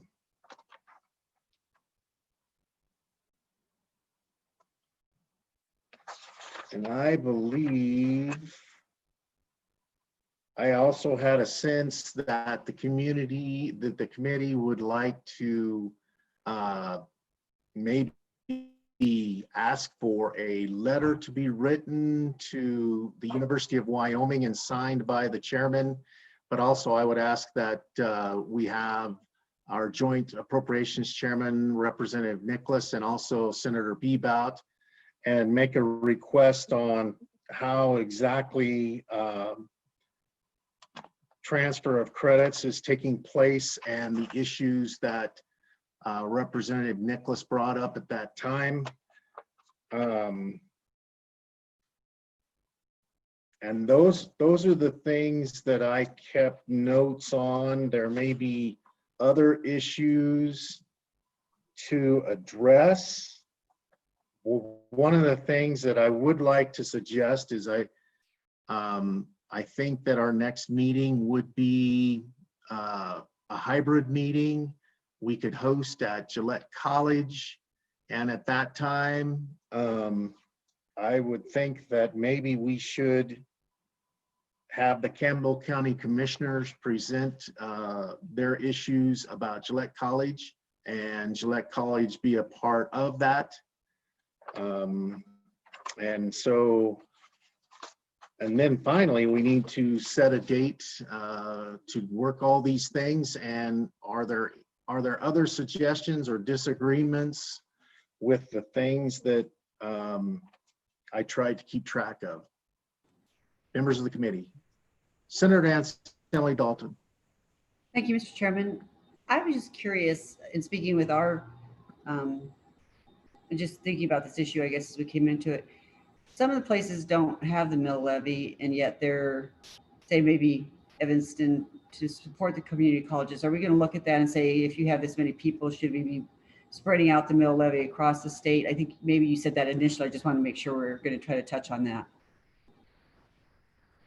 Well, thank you, Senator. That's exactly, and that is the issue. And that's been the issue for decades. For as long as Senator Bebout and I have looked at this, that is the issue. And that's a part of digging a little bit deeper into revenues and how we move forward, and whether or not we should give local entities the option of doing mill levies or maybe sales tax or something else, and how we make that fair amongst all the community colleges.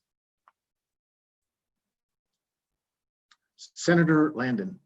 Mr. Chairman, thank you. In that regard, it just seems to me that it would be good for us to dig down a little deeper on the topic of what these satellite operations are costing the system. You know, I'm not saying that we do away with them, but I think it's helpful to our committee if we know what that's costing and what we're providing as a state to areas of the state that don't necessarily pay into the system. And so I would just request, along with Senator Anselmi Dalton's request, that we just take a little closer look. You know, what do we have out across the state that don't necessarily reside in the districts? Oops, I almost called Senator Freeman. Representative Freeman. Thank you. I think the other thing to add on to what Senator Landon talked about is that the college benefits from providing outreach services. They get FTEs from those students, and they're also very good for something that we can't probably measure, but for recruitment. But I think that you should probably look at both sides of what that's going, what that does. The other thing is there are certain colleges, or at least there used to be, this is more of a historical example, that spend a lot of time providing outreach. I'm told that there are other colleges, not so much. So, you know, that just having the numbers of how many FTEs are coming from different communities within a college service area, I think would be helpful information as well. Okay, Representative Greer. I just, following on Representative Freeman's comments, I think it is important that we distinguish the difference between either dual enrollment or just somebody attending a facility or a class from the concurrent enrollment, because I think you will find counties where that are utilizing a community college that's 90–95% concurrent enrollment, and so I think you have to break that down just a little bit when looking at it, just to have a full good analysis. I think that's an excellent idea. Senator Landon. Just in addition, and then Representative Freeman. Mr. Chairman, sorry, I did have a thought. Representative Greer brings up a good point, and I think it would be of interest for us to get a better look at the makeup of our student population in our college system. In particular, the one in this district, for example, I know serves all 23 counties, and I just want to get a full and deep picture of all of what we're funding and all of what we're seeing. And I think that might be helpful to us to know how many students are coming from where.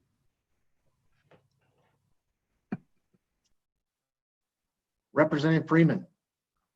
And to back up what the last two speakers have said is a full look, because in Western service area, we have larger cities are able to put together classes to where that they find a local person and they fill up a brick and mortar a building to where, or classroom to where they can go through.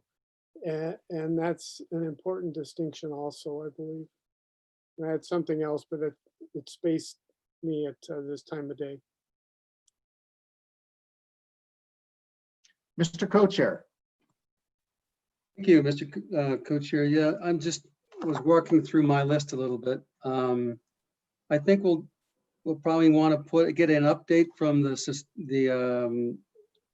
Sustainability Funding Committee, because they're still a work in progress, and as they're moving along. With regards to,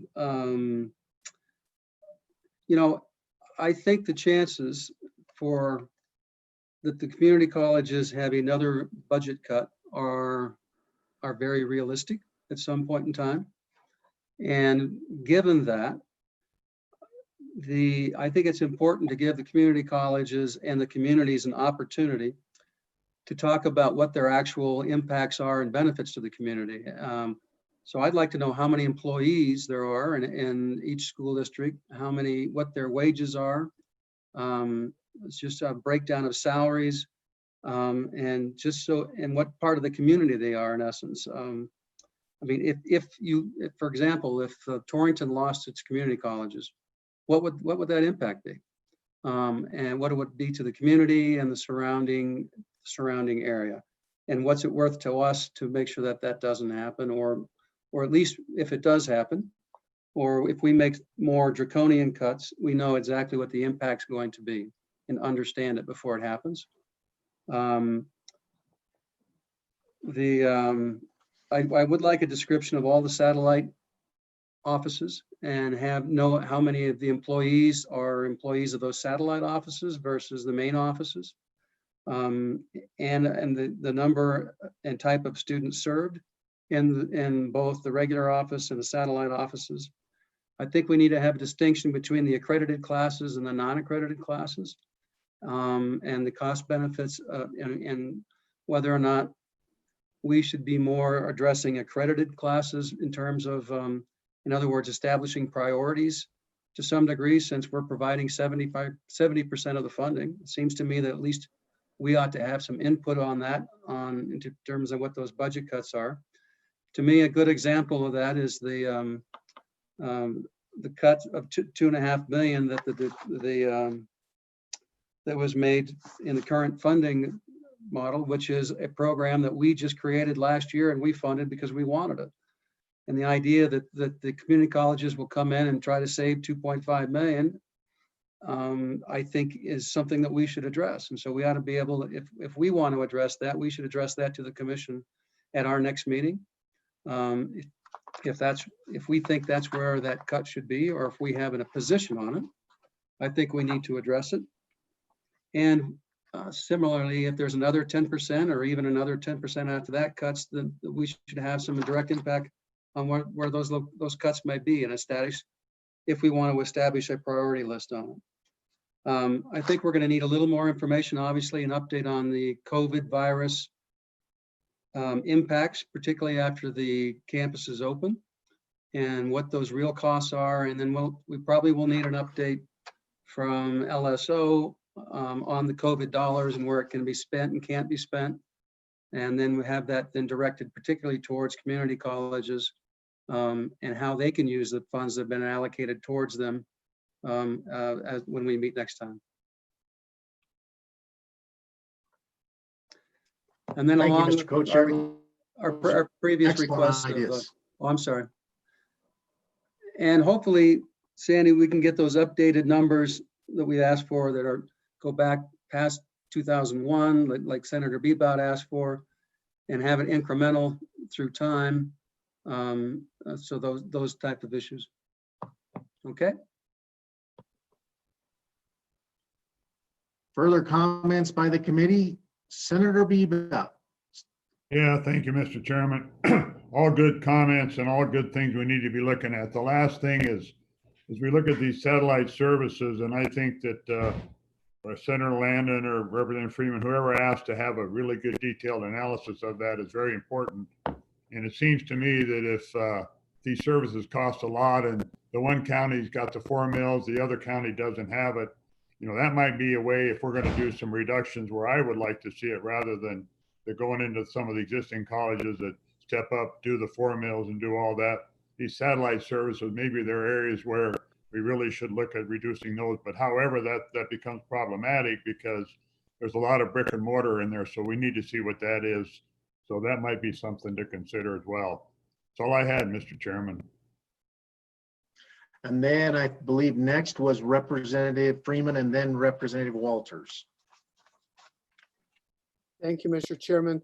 The other thing that I think that might be informational to the committee is the Y class, to where that we're showing that we can show you how many classes that are going online, and it shows both the competition and the cooperation between the community colleges.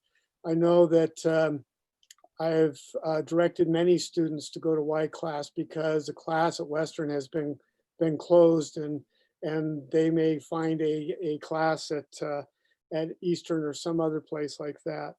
The other thing is there was a report done, my guess is around 5 years ago, that showed that community college is an economic engine for the state of Wyoming, and it has a number of how much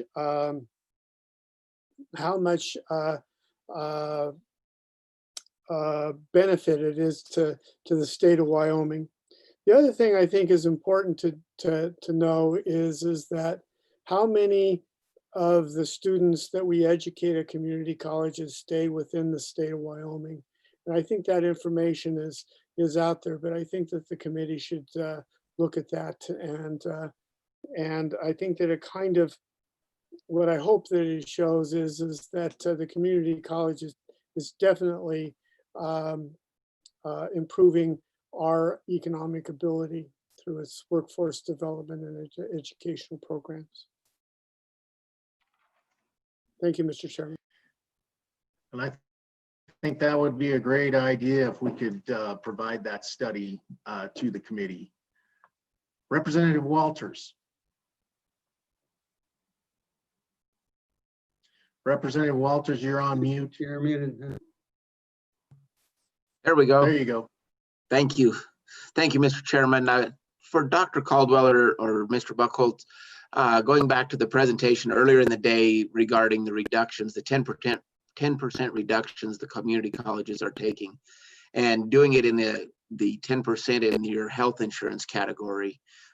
Health insurance, the colleges used this approach when the previous reductions were requested. And then this last session, there was a large panic about how those reductions were having a negative impact on the community colleges, and that money basically was requested to be refilled because of those reductions that took place a few years ago. So now you're taking the same approach of doing those reductions in health insurance again. I don't see it as sustainable. And then my other question really here is that the health insurance costs haven't gone down, the employee count hasn't gone down. So what is your plan to pay for those health insurance needs for your employees that still exist, but you're taking those as part of your 10% reduction? Dr. Caldwell. Mr. Chairman, Representative Walters, we actually have had quite a robust conversation around the topic you just discussed with health insurance. One of the things that happened in the prior is that that cut had happened, and then the cuts were directed not to be on health insurance, which created the conundrum. In this current situation, we have a total combined cut on the state aid as well as the health insurance. We do have an administrative rule how a shortfall in health insurance is then to be managed, that shortfall is to be managed by the colleges. So there actually is an assurance that, and we can always come back and ask for it, but in reality, it says this is a cut, and how that cut is managed has already been determined if there is a shortfall in the health insurance. And in this case, we'll be putting that on as part of the permanent cut, and then looking at the balance. In terms of the total number of employees, and I don't have it off the top of my head, and Larry may, the total number provided for in a statute is 1,798. The colleges are below that number. I believe it's around 1,735 or so, maybe it's 1,740. And frankly, I don't know what it will actually turn out to be over this next year with the opportunities that they have for attrition and the opportunities that the colleges have had on some of the unfilled positions, as well as some of the layoffs that they have done. So I will tell you that we heard loud and clear. Don't come back and ask for what was a cut. And we do have the provision for how to manage a shortfall in health insurance in administrative role, and the colleges know to handle that in their budget. And that was specifically discussed in the budget hearing. Thank you. Further directives by Representative Nicholas, Mr. Co-Chair. You're on mute, Mr. Co-Chair. Let me follow up on that a little bit. So, yeah, it looked like a little over $4 million you have cuts in health insurance. We know that there's basically going to be over the next, that it just instituted in the next almost a 20% increase in health insurance premiums.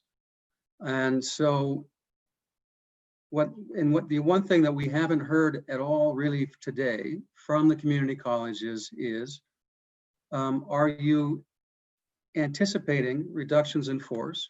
Are you anticipating, or for example, for the next 10%, a reduction in the number of classes offered? You talked about the need for a phase in because you've already got your schedules out. You've got, and so it takes a year kind of to get down the road, if you will. But at some point in time, I think it's realistic that at least we see what the roadmap is of where you're going next. And so I think that's something that we'll need to see for next time. And we're going to want assurances that we're not going to hear that the insurance crisis issue again, because I mean, yeah, you know, once hard swallowed, it's a bitter pill. So, and obviously the reduction in the workforce component of it, which is a one-time funding. So we will need to know what is and what isn't one-time funding, and how you your ideas are for managing that. That will, you know, I presume roll over to the sustainable funding concept that the committee is working on, that your working group is working on, because I mean, when you start looking at what you are asking for and what you need, basically we're trying to create a self-sustaining funding mechanism that is going to be more expensive than what we have now. Just because you want allocations for inflation and for growth and for salary increases and for health insurance. And so all of those things, so we need to see all those curves to make realistic decisions. And so even though it may seem illogical, or if you will, not realistic, we need to see where you need to be self-sustaining and to be supportive, so we can have growth charts that kind of line it up where real funding is at and where it needs to be to sustain a certain amount of students at a certain amount of productivity and graduates from our community colleges to have a full picture of this as we go forward. Does that make sense?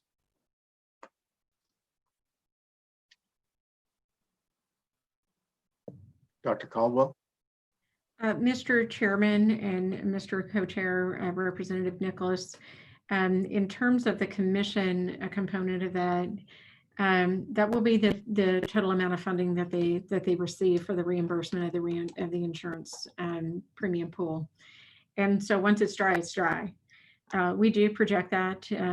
When I say we, I mean that loosely, because I think we all know here that that's Mr. Buckles, who does that calculation. And we make sure that the colleges know how that is moving forward on a quarterly basis, so that by the end of the biennium, they know what the total shortfall is. So that ability is there by knowing what that total amount is to begin with in the biennium. Now, how the colleges individually manage that on their campuses and how they're approaching potential layoffs, I would want to defer to Drs. Tyndall and Schaefer, because that's the local decision part of that they work through with their boards of trustees. Further suggestions for direction of the committee? Sensing that we have put a lot on our plate for the next meeting, can we now set a date for our next meeting?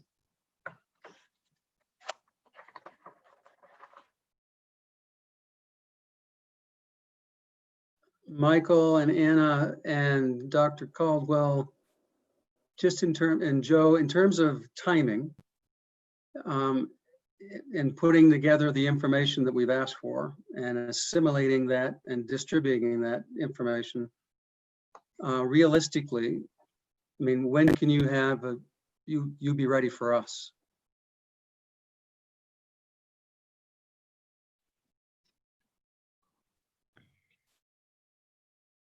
Dr. Caldwell. Mr. Chairman and Mr. Co-Chair, Representative Nicholas, and we do have a lot on our plate right now. I just want to be very clear about that. We have a special meeting coming up on the 27th and 28th, in which the Sustainable Funding Work Group will meet. We will be at a pretty fast pace because our next meeting for the commission is October the 8th. So that will probably be the 7th and the 8th up in Powell, again with the Sustainable Funding Work Group, and then a tuition workshop. So we have a lot on our plates between now and then. At some point, the Attainment Council is going to meet. I can't even think about it right now. But I can tell you through October the 8th, we're going to be in a pretty hard press. But of course, we'll do whatever you ask us to do. I just wanted to lay out there the timing around what's in front of us, not to mention the work around the colleges trying to get their semesters off the ground and what that might look like in the coming month. Mr. Chairman? Mr. Swank. In terms of legislative availability, most of September has already been reserved for many different meetings, and without understanding some cross pollination of membership.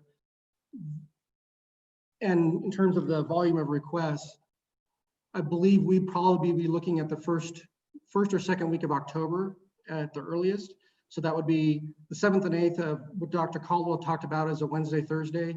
And then the following week would start the 12th.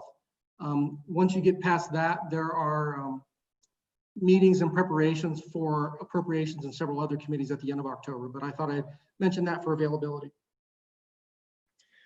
You know, members of the committee, I am looking at Thursday, October 15th.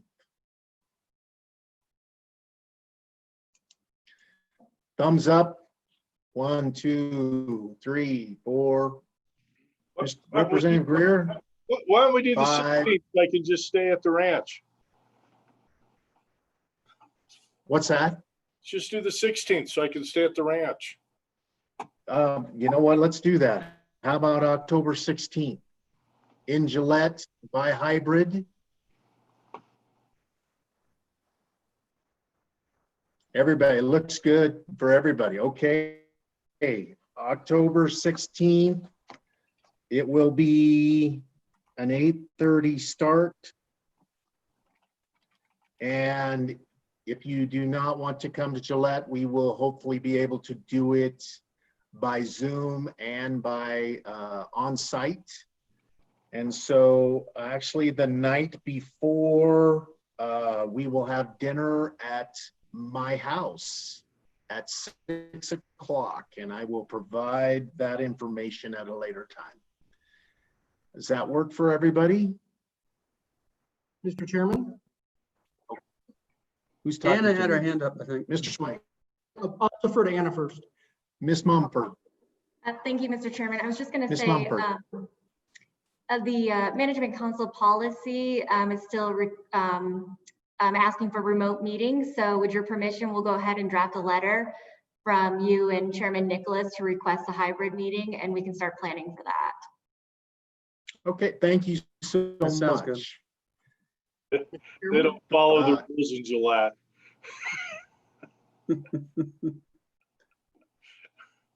Okay. Mr. Swank. Just to clarify, we kind of got a long list of requests. I just wanted to clarify that the committee provides permission or approval for the chairman to kind of work with LSO to triage some of these and get some of these rolling, and also to contact other professional associations that may potentially present at the next meeting. Is that correct? Absolutely. And Mr. Swank, how about you and I and Representative Nicholas will get together and do either a phone conference or a Zoom conference and get all this agenda finalized. We probably have way too much, but we'll try and address everybody's concerns if possible. Thank you, Mr. Chairman. And then the only other thing, if I may, I know in prep for this meeting, there was a desire, at least by the chairman, to be invited to the Sustainable Work Group meeting and the next commission meeting. And I didn't know if that was still on the table and whether we need to do any formal coordination with Dr. Caldwell.